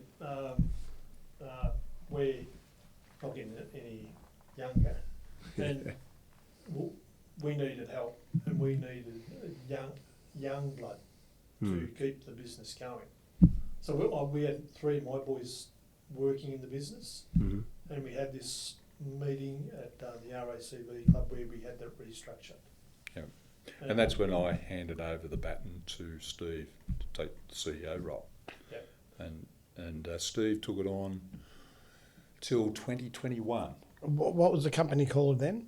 It's always It Secon. was always Secon. It was all Secon, It was yeah. always Secon. Yeah, this is still them. It's still Yeah. owned by Yeah. the So family, we're restructuring, like the journeys that we were having were, you know, you look back then, it wasn't that long ago, but there was so much that's happened. And, You know, and with at the the business. time too, we were in 5 different places. 5 Oh, wow. depots. Yeah. And just in Victoria. Yep. Or no? Yep. just Did you guys have other depots in other states or just only Vic based? We were doing work outside of Victoria in our bulk division, Yep. but we were using other Yeah, subcontractors. yeah, okay, yeah. So we were in Toowoomba, we were Yeah. up the eastern seaboard. Yeah. yeah, but having 5 places wasn't great because we were here, there, Disjointed. everywhere, disjointed. Yeah, okay. We needed one Main place, Mega depot. one main place. Yeah. headquarters. So we realised that, and you know, economy wasn't going well. We weren't running well. We were just getting over the line every. Yeah, every because you know what month. transport's like. It's dog No. eat dog out there. Yeah, it is. It is tough. So we were really concerned that we're going everywhere, but we really needed to be some place settled, and there was a lot of wastage. Yeah. You know. So the vehicle that did that to us, or gave us the ability to go out to Truganina, was in Blackshaw's Road because of the residential areas, you know, all down that side of them, Yep. right? The council came along and rezoned it. Ah. So as soon as they zoned it, we owned that. Maurie bought it for pittance, and What they rezone it to? Residential. From what to residential, what? from commercial From to residential. Wow. Yeah. So the value of that Bit of a property windfall just there. went, yeah, exactly. It went up 30-fold. Yeah, which So- was able to So because of that, get another place. we were able to go out to Truganina and buy and purchase a site, a 9-hectare site. Well, we didn't. We purchased 6 hectares of it. The developer that did it for us purchased the other 3, basically. So, and we separated it in lots: lot 1, lot 2, lot 3, lot 4. We didn't have the money to develop lot 4. So we developed lot 3 and lot 1, and he developed lot 2, put a 12,000 square metre warehouse on it for us. So that was our new headquarters. Then COVID hit. Did you think of leasing rather than purchasing, or No. Yeah. No, because we had the beauty with Blakeshaw's Road. If you talk about cash cow or whatever, there's money in property, not in transport. yeah, we know that. Transport, they paid the lease. Yeah. Right. So it was, you know, this entity paying this entity. Yeah, yeah. By the time, you know, we sold the business, we had about 25 entities. You know, all because of your taxation, your accountants go, oh look, you need this entity done, set up, blah blah blah blah. Yeah, blah. It becomes an absolute nightmare. I believe in owning rather than Yeah. leasing. So that was in 2019. You moved into Truganina, is that right? 2019, Yeah. we sold Blackshaw's Road. 2020, we moved into Truganina. Okay. Yeah. And at this stage, Vin, your 3 boys are in the business still. Yeah. Yeah. Yeah. And any of the other boys there, children or no? So what happened with COVID hitting? Yep. We've just moved into this new warehouse, and we've basically gone from, if you draw an analogy between AFL and VFL, Yeah. we've jumped from the VFL to the AFL. Yeah. Okay. Right. And it's a big adjustment. Like Yeah. we were we were, our competition was with the big boys. Yeah. Okay. So how do we manage that? And then we're seeing the figures, and they weren't good. We were on the wrong side of the ledger by I don't By a know mile. how many months. Would have been 4, 5, 6 months, I reckon. 6 months. They would have been nervous times. And it was super, super nervous. And every board meeting, and this is the beauty of the board meetings, right? And because Steve, I passed on that baton to him, he was under the pump big time, Yeah. right? How are you going to, why is this happening? Where are the leaks? What are you, And every month he came and he says, it'll change. But what were the main things? Rates. Rates. Rates. Rates. It's always and, rates. It's always rates. And he was too scared to turn those rates around. Yeah. When you say you mean like go back to the customers and say, hey, I Yep. need more, right? Yep, Is that what you're because saying? every time there's a rate increase, the customer will balk, right? I'll go elsewhere. Yeah, or that's right. Yeah. something Yep, like that. yep. Transporters, the bottom, the bottom cog. Yep. Yeah. Yep. Yeah. No, we get it. We get it. And we're, as new landlords, going, Secon's not paying their way. And unfortunately, there's always some Yeah. Okay. entity willing to do it cheaper. Yep. Not better, Yep. but cheaper. So, and look, unfortunately, Steve had a great team, but Steve, I don't know whether it was because, he'd been with us for 20 years. It was his passion. He could see everything. We had a fantastic setup, but we weren't making money. We were losing money, right? And I could see it was really getting to him. What am I going to do, right? But he wasn't letting his team give him that autonomy to do, we've got a problem. You've got to do this. You've got to do this, right? He was taking it on all himself, right? So I had to let him go. Mm. It was the hardest decision. Yeah, that ever would have made. been tough because he's your mate. I mean, obviously, Oh yeah, the mate, but it's also he's been there for so long, right? Yeah. Okay. He'd been with us for over 20 years. Wow. And he got to the top. He was our CEO. Wow. But at managing at board level, and after about 4 or 5 meetings, all the same, said Steve. But we knew how it could be fixed. Oh no, Well- no, we didn't. No, we didn't. We didn't. We fixed it. We entrusted, and we knew that we had a very good executive group. Yeah, that's right. So we brought them in and sat them in. And I know Vin's young bloke Daniel is exceptional, but Steve was always holding him back, and he wouldn't let him do what he wanted to do. Right? But wouldn't that have been brought up? Daniel, he wasn't on the board at that time. No, he wasn't involved. No, No. Okay. he was the executive group. The executive group But- were never in the board meetings. Okay, but Right, so all the pressure was on Steve. Right, yeah, I get turn it that. around. But wouldn't And Daniel? he had his team, Yeah. right? So there was, and when you get that structure set up, it's difficult to jump back in to how things were, right? You've given them the autonomy to do the job, right? Yeah. And the autonomy, and the buck stops at the top, at that reporting, right? So Steve, why is this happening, right? And it got really, really heated at board level because it wasn't happening. Those figures weren't getting turned around. And I had no choice but to say, right, Steve, it's not working, all right? Sorry. And then I took the CEO role back. My first meeting was, I brought the executive team in. They were all aware of what the figures were, Okay. right? Said, how are we going to turn this around? There are holes everywhere. We need to fix these holes and turn it around. And I said to Daniel, because Daniel I knew was very, very smart, right? Said to him, Dan, and I was pretty sure that Dan would take control, but I didn't want him to. I wanted him to get the group to do it, right? Said, don't stand out, blend in at least for the first few months. And this time, what was Daniel's role? Daniel, what was his title? When Steve, his title is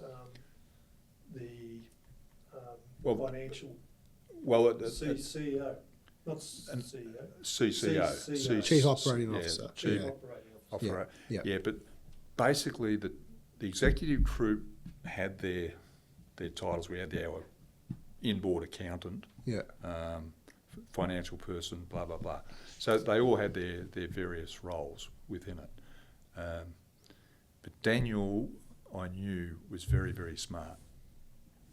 But I said, try to just blend in for the first few months, all right?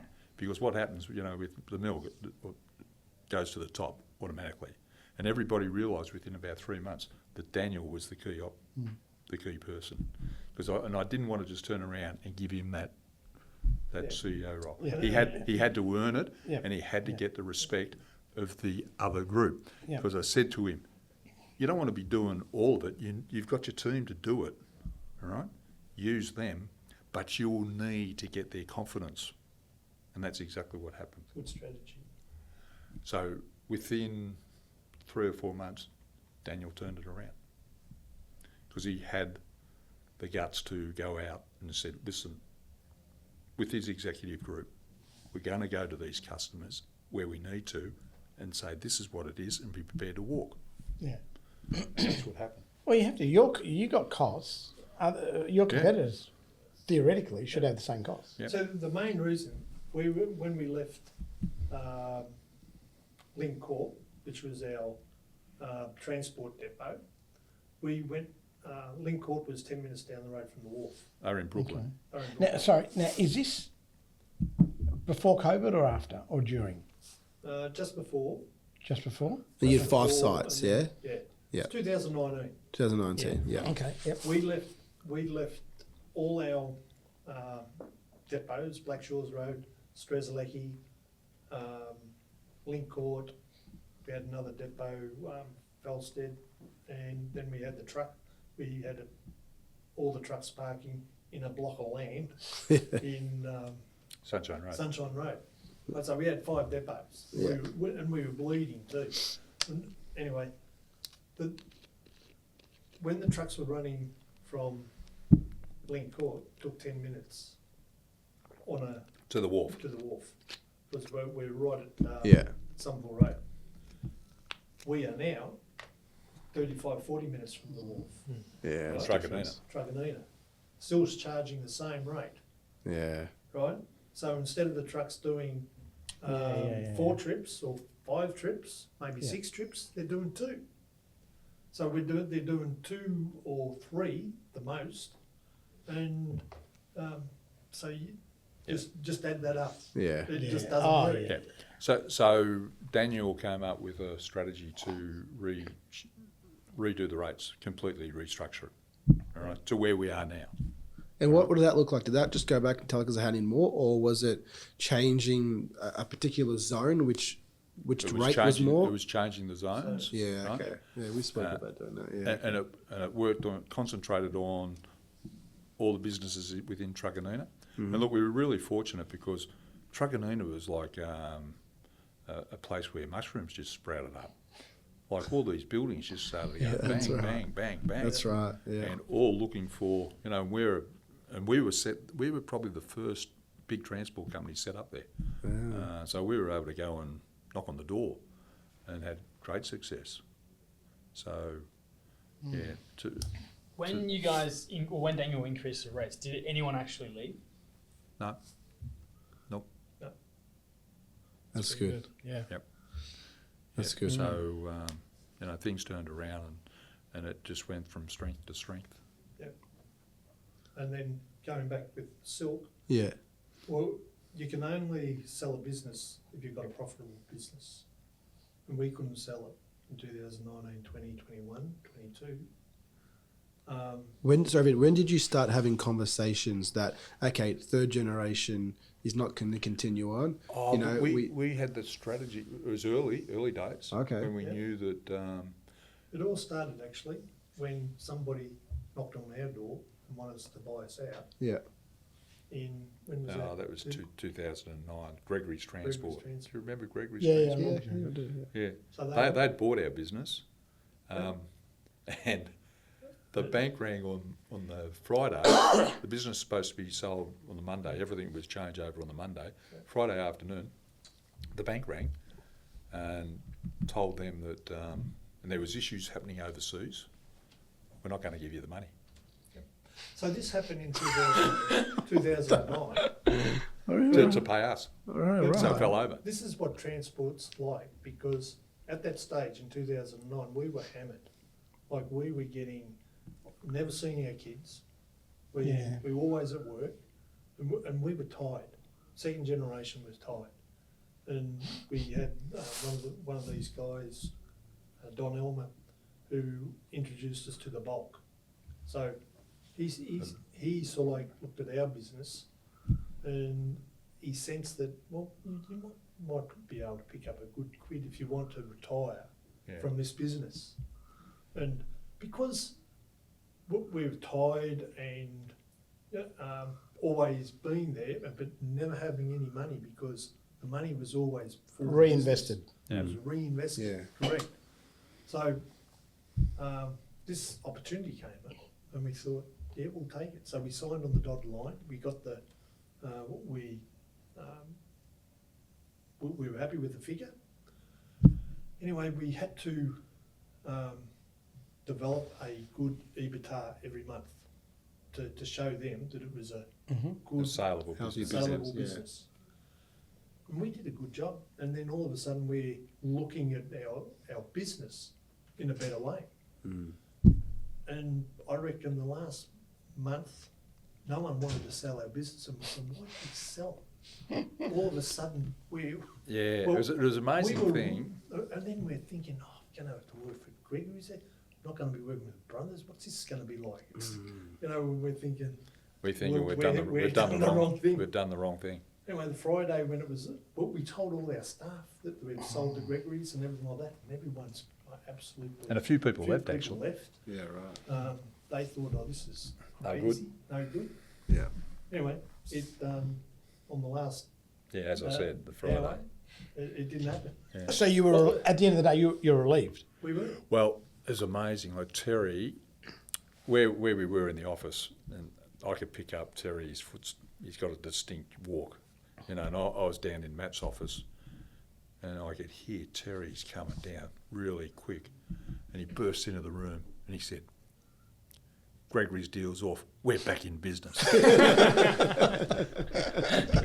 Just like that. Good. Yeah.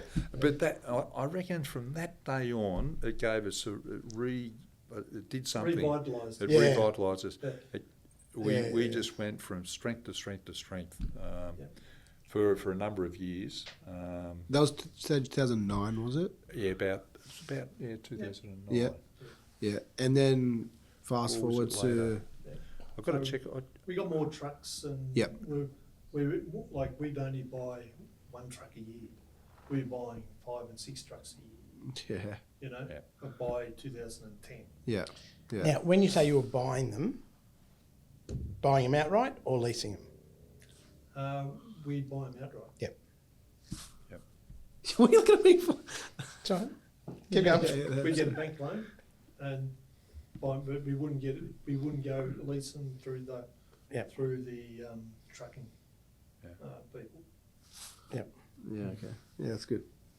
So Yeah, we had a good relationship with the bank, but we had they're always after something to fall back on, like your property, as if if it went pear shaped, Yeah. they'll take the But property. you're right. In Maurie's day, when we were with him, he'd never buy anything. He wouldn't want to draw a loan. It'd be always Yeah. once it Pay was for got to pay for, right? So that's why you couldn't really Grow the you would business. dribble, yeah. It'd be But then we changed because you had to. You couldn't Yep. afford. You needed the 5 trucks. Yeah. So you had to bite the borrow, bullet. bite the bullet, Yep. but eventually it'd Yeah. be much better. Yeah, you'd pay it off. But Yeah. so that was where'd we get up to? 20. So just before, when was it time to say, right, okay, now we want to sell again? I reckon that happened before Steve left us, or we told Steve, because that was we had a couple of goals. One of the goals was to be a $100 million business by 2035, I reckon it was. Yeah. To get to that, and the other one was to sell the business. Yeah. Right? Because we needed to have, because only Vin's kids were in the business, 4 other families, like they all worked at So some your point. goal was always to sell. Not always. Not Probably always. from But 2021, we we worked looked out at the it. only way you can retire, or the only way that all my brothers wanted to retire, was to sell out. And you weren't in a position to be able And I to buy wasn't them in- out. Yeah, Yeah. correct. Yeah, didn't have the money. Yeah. And you actually, I spoke to you about that because I wanted to know what you were feeling about that. And you thought that probably selling is the best option. Okay. Yeah. So we actually got some people that do acquisitions and to actually come in and quote. And we went with one mob and yeah. was it ever on the table that, okay, you wanted to keep your portion of the company? Like, I don't know if it could be structured in a way where you kept 20% or Yeah, we looked whatever at it that. was, We could have done and then that. you sell the. Probably could have done that, but then you didn't want to. then you've only got 20%, and the person that's bought your business is He's got the major say. He's got the Yeah. major say. Yeah. I Yeah. didn't want to go down that. So the big question: do you regret selling? No. Obviously, it comes down to timing. It- You reckon all you that's sold right. at the right time? Definitely. Okay. Yep. Do you regret selling? I'm happy I sold. If I didn't sell, if I was still working, I don't think I'd ever retire. Yeah. But look, See, having the 3 boys in the business, Yep. I know that. I went to them and I told them, I said, I asked them, all my brothers want to sell. It's going to be hard for me to not sell. Well, what do you think? They all said, Vinny, you want to sell? Sell. Yeah. Well, we got a knock on the door, I think it was 2017, 18. When we just moved in across the road, like at 17. 2017, we got a knock on the door. Yeah. And I felt like it's hard. It's hard to say because people always say you build a business up to sell, Yep. right? But if you leave a business, you want to be set up for life. If you sell it, Yep. yeah, and you want to make sure that your kids and so forth. So I'm thinking, well, the business is worth this. So if someone wants to buy it, they got to pay me this, all right? Yeah. By 5, multiple of 5. We got I know that I was unrealistic, put it that way, all right? So they said, no, look, it's too much. I said, no problem, because we just moved in and and since we moved, we've tripled it anyway. Yeah. So you see it'll that. only become more profitable. And I thought, do I really want to sell this business?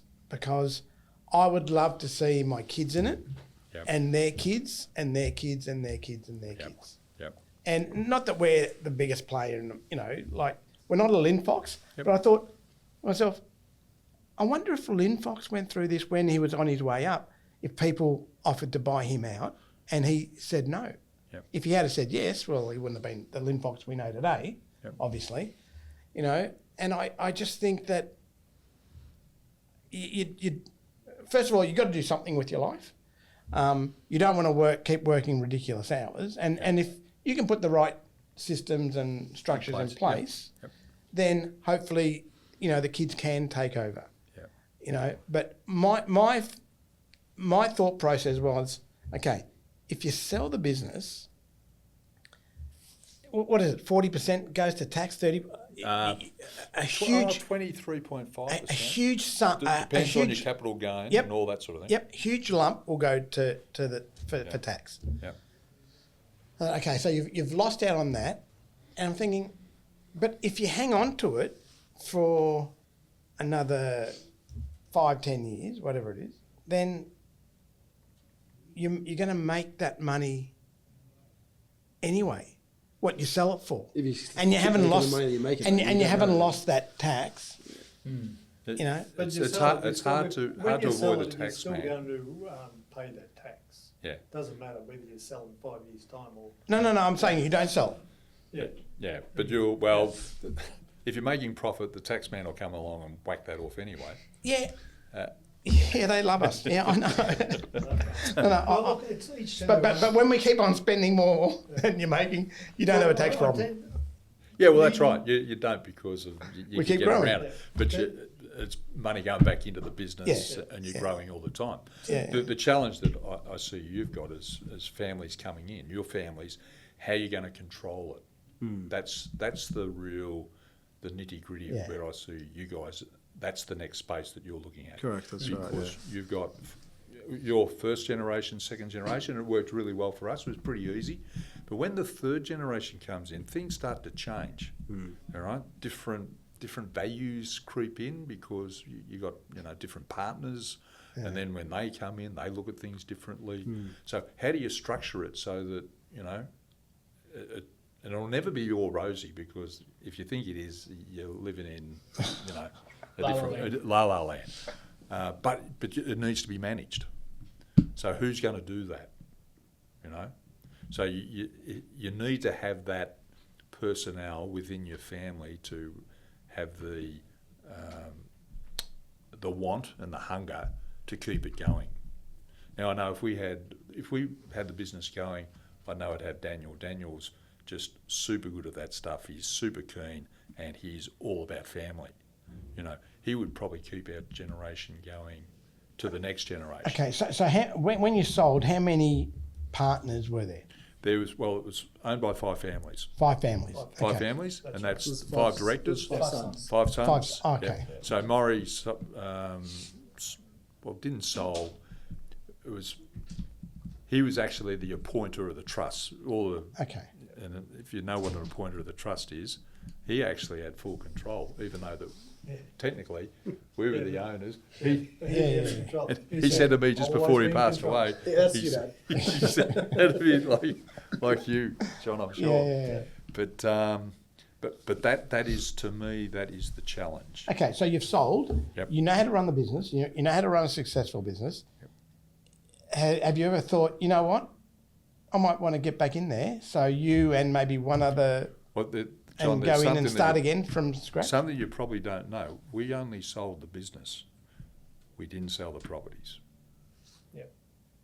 Well, that's good. That is good. Fantastic. Because when we signed up Silk, who bought Secon Yep. Freight Logistics, Yep. right? They had to sign a 15-year lease for leasing our property. Yep. So every month Yep. they get a whopping bill Yeah. to pay us. So technically, we're still a family business. We were in transport, but now we're in property. Yeah. No, which is fantastic. So that's But if you could do that, that is the game. You've got that. But what's stopping you from going to another site and starting up again? Oh, there'd be, Well, be we wouldn't be able to because of the We got a clause in the restriction. contract. Okay, for Right. 5 years. 5 years. Okay. 5 years. After 5 years. Well, I'm Well, 60, this- I'm this is 67. recent, is He it? just How- turned a grandfather, so Okay, and he's congrats. not going anywhere. He likes his retirement. Yeah. I'm just started liking my retirement. Yeah.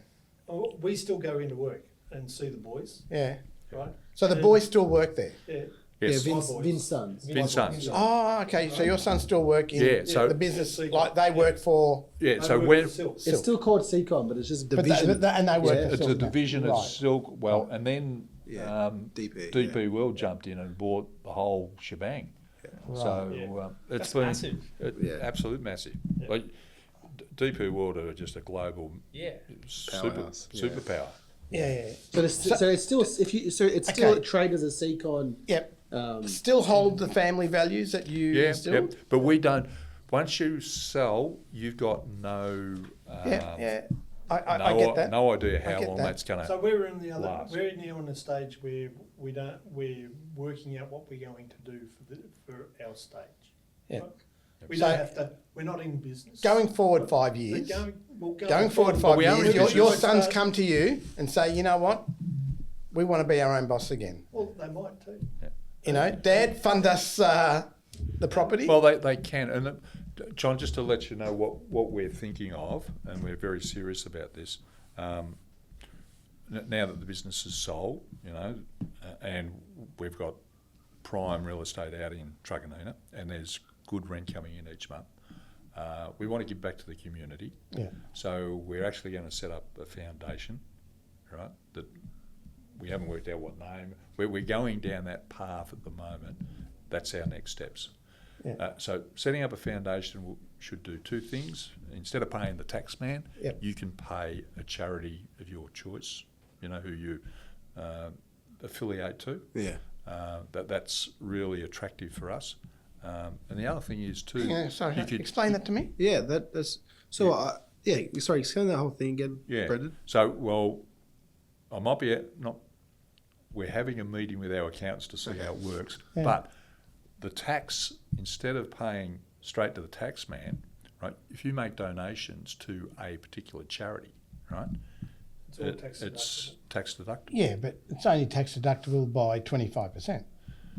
Well, no. If through a foundation, you get far better than that. No. What I mean, what I mean by the donation is 100% tax deductible, Yeah. right? Yep. But let's say you've made $1 million Yep. for the year, and and your tax bill is going to be $250,000, Yep. right? Yep. If you donate, say $500,000 to the charity, Yep. you've only made 500,000 now. You haven't made the $1 million. Yep. Hang on. Yeah, you'll get taxed exactly, but that portion, the 500,000, you go. Yeah, you're not to the charity. being You won't taxed get on taxed that. on that. You're not being taxed on that. Correct. But at the end of the day, your net profit Yep. is going to be less than if you hadn't have paid the charity. Correct. Yeah. Yep. Yep. Okay. But that's That's given back. That's the whole Yeah, point. yeah. that's all part. No, when No, I thought there was a bit of a. I- You worded it as if like I you don't thought have instead of paying the tax office, I can pay them. I thought, Yeah, that's all how it right, works. okay. No. Well, No, sign me you've up. gotta- sign me up. You've got to no. Yeah. Okay. But we're going through that process at the moment Yeah. to work out the benefits and that, and to get the third gen involved, which we think's, you know, because at this point in time we could all go our own way and not see each other. Yeah. I would like to be able to use this as a vehicle to bring the family together. What Yeah. are we going to do? You know, as a community based, you know, a charitable organisation as the foundation, and get them to start taking that banner and controlling it rather than us. And I'm sure those values in the business will be implemented in the foundation as well. Yeah. And we've all got those values, and that's what we're looking forward to happening. Yeah. No, the reason I asked, I had a friend of mine who sold his business for, you know, big money, and it was him and his, mainly him and his brother, and then the next generation also had a percentage of the shares in the business. The two main butting heads a lot, you know, just different philosophies, and they ended up selling, and now they, you know, I said to my mate, you know, do you regret selling? He goes, no, I don't. It was the right decision for us. I believe he regrets it, right? And now the brother wants to, like, they want to fund the kids. And they're saying, well, get your kids, my kids, and we'll do it again. Yep. and he's saying, well, no, my son doesn't want to really do it. Yeah. You know, so, Yeah. and I just feel that if you're going to sell and then get back in, don't sell in the first place. Yeah. Yeah, correct. That's Yeah, but you do what you think is the right decision at that point in time. Yeah, It's yeah. hard But to go you back. could branch into something else that you might think, this is worthwhile, Yeah.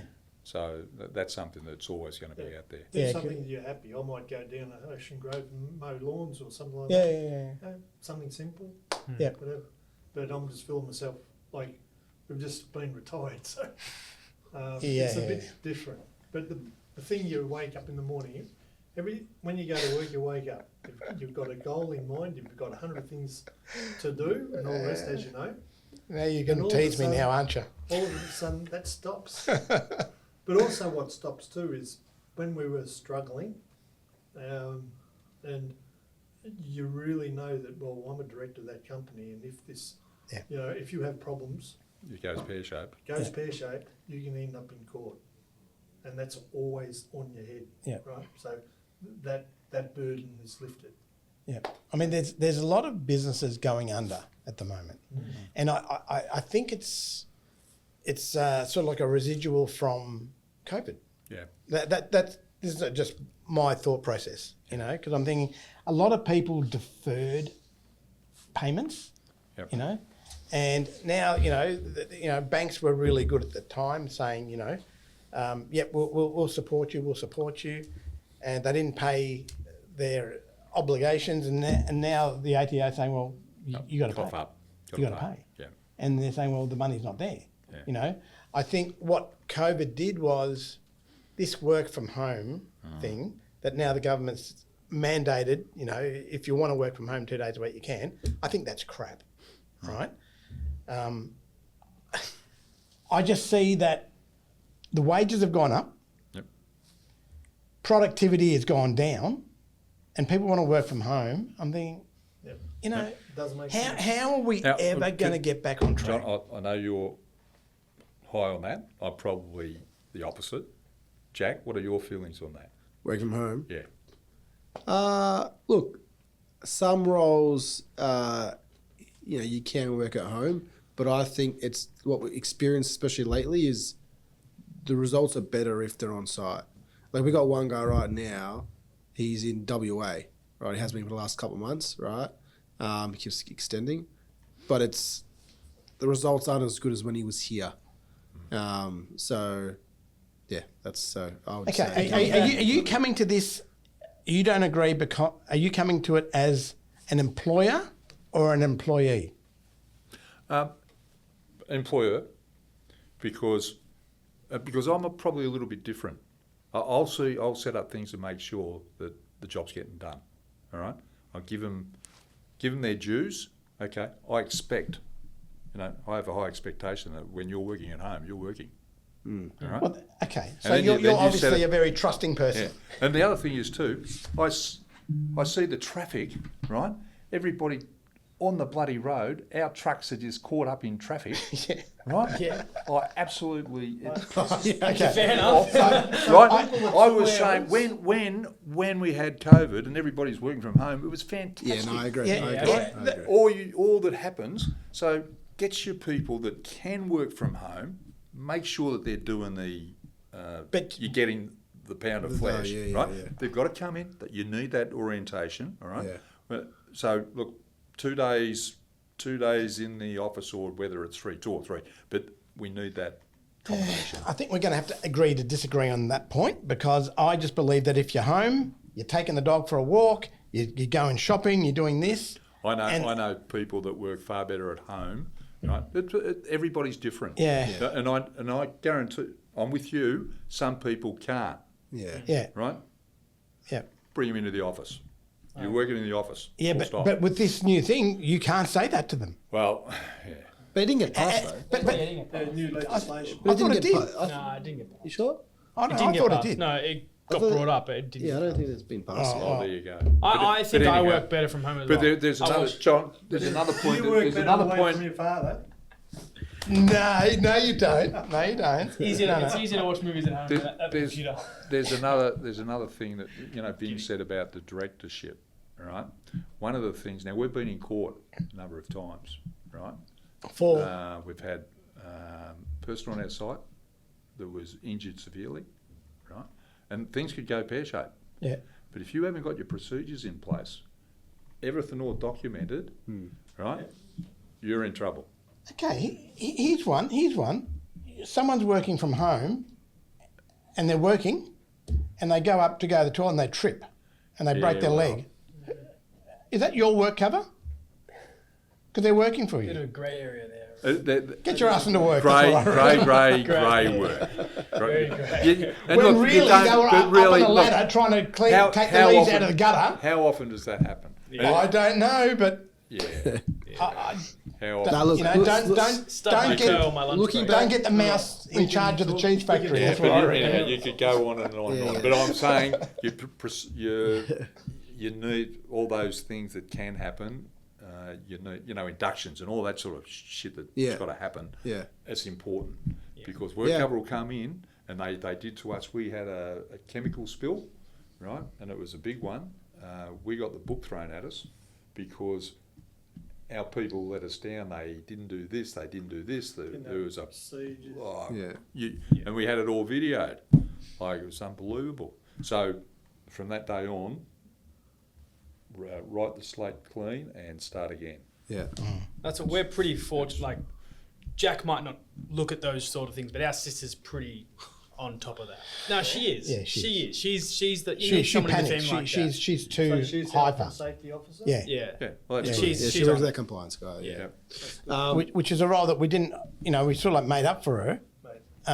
And then was no now health she got an and offsider. Yeah. That's how big a role she created. Yeah, it's. Well, years ago there was no health and safety officer when we used to do the work. Yeah. But now it's the most important Yeah, role. that's right. Just make sure you hold on to the tines when they lift you up on the forklift. My old man did that and fell off, and he busted his wrist many years ago. And the things that we used to do back then, you just start doing it. Yeah, no. We used to stand on a stack of pallets, and the fork would come and bring a pallet over of meat meal, and we'd cut the bag and then tip it into the tipper Into the truck tipper. that So was we there. were 4 metres up because the tippers had the Yeah. Hungry Wars. Yeah. So it was a really big truck. It just 4.2. It just got under our door. Oh, okay. We were 4.2. So that was back in the day. When we were 20, we were fit, we were young, Yeah. And that sort of work we used to eat because it was part of footy training, you know. But Great, but like if you fell, you'd be dead. Yeah. Yeah. Well, I think it was a few years back. Someone said there was something wrong in the back of one of the semis, and they said to go and have a look. I said, yeah, no problem. And I saw one of the forklift drivers said, hey, come here, just give me a lift up. Yep. All right. And someone said, I can't do that. I said, why not? Yeah. Yes, no, you can't. You've got to, You get a cage. Well, no, they said pull the thing down of the semi and climb up. I said, mate, it's safer for you to bring me a pallet and let me jump on the pallet, just lift me up, and I'll just drop, get in the back there. But Things have changed. things have changed. I just Things want have changed. to, we'll wrap it up shortly, but I just want to touch on a bit of FBA stuff. When did you guys join FBA? Terry first joined FBA. He's probably going 10 years, so he passed away 2014. I reckon he would have been 2009, 2010. Yeah, okay. I reckon, when he got involved with FBA. Yeah. And then when Terry passed away, he was in a forum group. Yeah. And the facilitator, what was his name then? Anyhow, he contacted me and he said, listen, there's a spot for you if you want to come in. And I said no, because I've got too much to, all these holes. Yeah. And getting organised. But I got a really nice card from the following year, and they all signed. And I rang him up and I said, listen, I'll join you if you'll let me, and they did. So what forum group is that? Is that a? It's a forum group for business leaders. So there's or CEOs. La Porchetta CEO was there. Sutton Tools. Yeah. Okay. Peter Sutton. Yeah. And how important have they been in regards to support over the years for your For family me, it was business? great. Yeah. I was the only one that took up on that role. Paul got involved in a forum group, but wasn't there as long. Yeah. But I've been, and I'm still involved. I still That's right, go, even though 2023 we got kicked off the payroll. Oh, okay. Yeah. But there was, we had an earn out, so Yeah. I still wanted to be involved, and I thought it was still important to have that connection. Yeah. And I'm still tossing up whether, at the end of this year, whether I, pull the pin or whether I get Daniel involved. Yeah. Okay. So I think it's a great vehicle for you to see what's happening in the other space, in other industries, Yeah. and get some insights in what they're going through. Yeah. And whether they resonate with you. A lot of stuff does resonate. Yeah. It's that's right. That's what I found. It's amazing, and just getting some intel. How would you handle that situation? Yeah, that's right. Yeah. And there's a lot of the families have some family conflict, right? And how do they? Yeah. Go about it. Do you mean in the forum group there's conflict, or you mean No, just their own family Oh. within the business. So Yeah, they right. can't, and they find it really hard to air any of it, at their work. Yeah. Because they've got employees, you've got to Yeah. have that distance. Yeah. Sounds like our place on a Tuesday night. So you can come to a forum group and you can vent Yeah. and you're listening back and even get some advice. Yeah, I want to get mum and I want to get dad, especially in that, to go and join a forum group. It's Yeah, and I think it's after I really- finish, it's really well worth it. yeah, You learn so much. yeah. And then I'd like to get Alex involved in the emerging leader one when my one finishes in 2 years. Yeah. So it's been great for us. Like when we hosted our golf day last week, Catherine came. She really enjoyed. I got her to speak because a lot of our customers are family businesses. They are. 70% And so, of businesses are I've family been businesses. since I've joined, I've been like referring, some of our customers, hey, go have a chat to them, blah blah, because I've got some good value from it, and I've only just started, right? Yeah. And so, I found them very helpful. So, yeah, it's a good organisation. But I'd like, I think you would fit in a dad there as well. Anyway, I want to talk about something else. Okay, yeah, what would you like to talk about? I want to talk Before about. you go, just getting back to the golf. Yeah, Next time you do a round, yeah, we'd love to yeah, done, of course. be invited. Done. Be great. Yeah, of course. All right. Yeah, Dan will do that. Dan? Yeah, The it was. Dan's in We the we books. will we had to fill. We're we had hackers though. We had to find 90. I'll get there third generation. Yeah. No, it was good. We had to fill 90 spots, and then like 3 weeks ago, I think we're at like 60%. And Dan was a bit nervous, pulling his hair out. And we waited for a couple of sponsors, and then our issue was it was the end of Cup week, right? So people couldn't take it off, right? We picked the wrong day. the wrong way. The reason we did that is because Dad was overseas, so we had to wait for him to come back. And so that's why we pushed the date back of the golf. So next year we won't make that the same thing. But Dad, what do you want to finish off with? I want to talk about. I'd like your opinion on youth crime in Victoria. Well, when I heard Jacinda Allen say these young kids are going to get 20 years, I said, about bloody time. When did she say that? Are you serious? Monday. 2 days ago, was it? Yeah. It's literally like this Monday. week. Hasn't come up on my TikTok. Are you Well, serious? But I said, I thought you were Yeah, over that. yeah, she's- What? that will never happen. Like Yeah. she's only just saying it because she's really she knows that this is an election. 100%. Yeah. it's coming. Well, You're right. What did she did. say? She got up and said that the youth crime at the moment is Yeah. an absolute. So they've admitted it now. Yeah. Yeah, they've, Okay. they've, And she they've said finally there's- admitted Because it. only a few weeks ago they were saying there's no problem. No. So now they're saying that they are going to give they're basically going to treat younger kids like adults now. Who are Give them doing car burglary or Yeah. burglaries? You know the It's a harsh penalties for harsh certain crime. crimes. Yeah. Yeah. Yes. yeah. Yeah. That's what they said. But Good. I believe when I see it. Yeah, good. Yeah. So, well, that's what she's come up with, but that's got to go through the courts. The problem is, I see, is the judges. Yep, the courts. Who appoints these people? That's what I don't know. This I is- can't understand how this is- judges You know, give them such a that- lenient You sentence. get people that are offending over 150 times. Yeah, I know. At what point do you think, Yep. maybe we should lock them up? Yeah. Yeah, I know. I reckon you should lock the judges up. Can they be sued? Who? The judges. What for? Well, you put it as what? Negligence.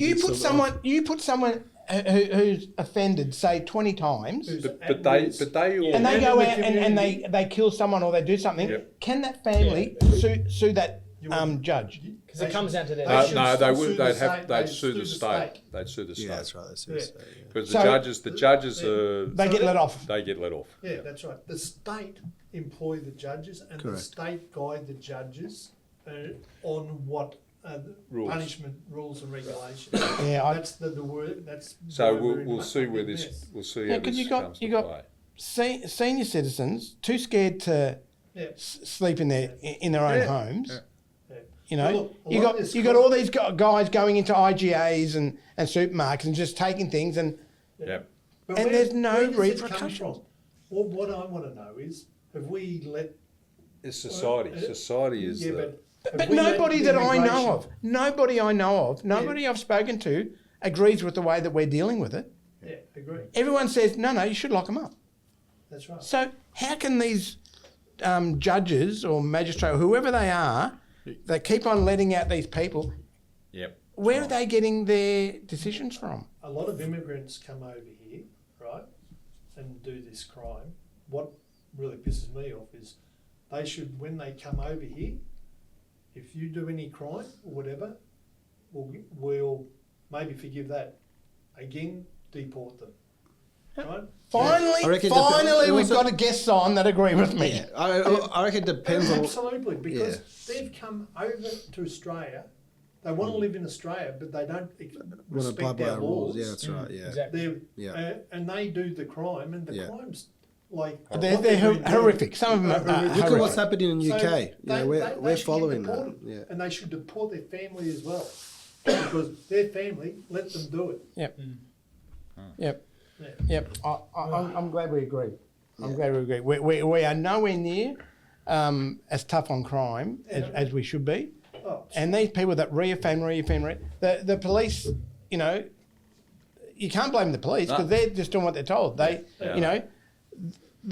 you know, you've got people offending, and they're out quicker than the police have yeah. done their paperwork. They still haven't finished paperwork, and they're already out. Yep. That is a joke. I mean, why would they stop doing it? There's no consequence. I agree. But the Lock biggest them up, problem keep is them in jail. the government's going to run out of money because of what all the debt that they've got, right? So they're skimping on all these services, right? So for me, I can't see how they can bring all the, like they're already losing police. Police are, there's about 1,000 police still on work cover because they're being, really? they can't get back to their job. Oh, wow. So the police we got, all the police stations are unmanned, right? Because they've got no police. So they're wondering. Yeah, because they're all They're looking all- after the protests. Yeah. Correct. That's another you, issue. You want to protest? So Okay, let's have one protest every 6 months. So book it in. where have all these people come from? Do they get them from university? These mongrels that I- throw rocks at them and all the rest. These And that was planned. vigilantes. And that was planned. See, Yeah, see, that's they need to go to jail. They need to go to jail. Yeah, they do. You got to say enough is enough. And I agree, but where are we going to fit them all? The jails, we haven't got enough jails for them. Build them. You know who will fund it? We've got a jail. I'm sure that We've got the a insurance jail. companies will help fund it. I'm sure that the IGA co-ops, Yeah, Coles, we Woolies, haven't got enough people to. all these people that lose service- millions and millions of dollars Well, each year to we've- theft, I'm we've sure got- they'll chuck in. We've got a jail. It's empty because we've got no one to service it. See, that's ridiculous. That's right. That's ridiculous. You Anyhow, know, that's- redirects some of the politicians who we don't need as many politicians as we've got. The only thing that we Get can them do, to look after it. John, is vote for people who are like-minded thinking people. Yeah, but there's too many people on the other side of that voting equation, right? It's like, you know, you've got a classroom of kids, and you say to them, right, who wants a cookie now or $1,000? Well, the kids are most of them are going to get that cookie. They don't want $1,000. Yeah. Now, unfortunately, that mentality seems to be seeping in to the people that are voting. Yeah. They can't understand. They don't know what they're voting for. And that's a problem in itself. And I think we'll wrap it up there. We've gone a bit over. Thank you guys for tuning in to the CX show. Thank you, Vin. Thank you, Brendan, for coming on and sharing the Secon journey with us. I learned some good insights into your journey. And yeah, thanks, Dad, Alex, for jumping on. Keep up to date on our socials. And yeah, check out the Did latest we get to episodes. say an intro? Bro, I'm fucking He's finishing gonna my say extra, the bro. intro. I was on a He's gonna fucking say the roll, intro man. after. I'll do the Last intro time, after this. they It's can- fucking rolling good. James can just Did edit you the get everything, intro in James? You got after. everything? Yeah, okay.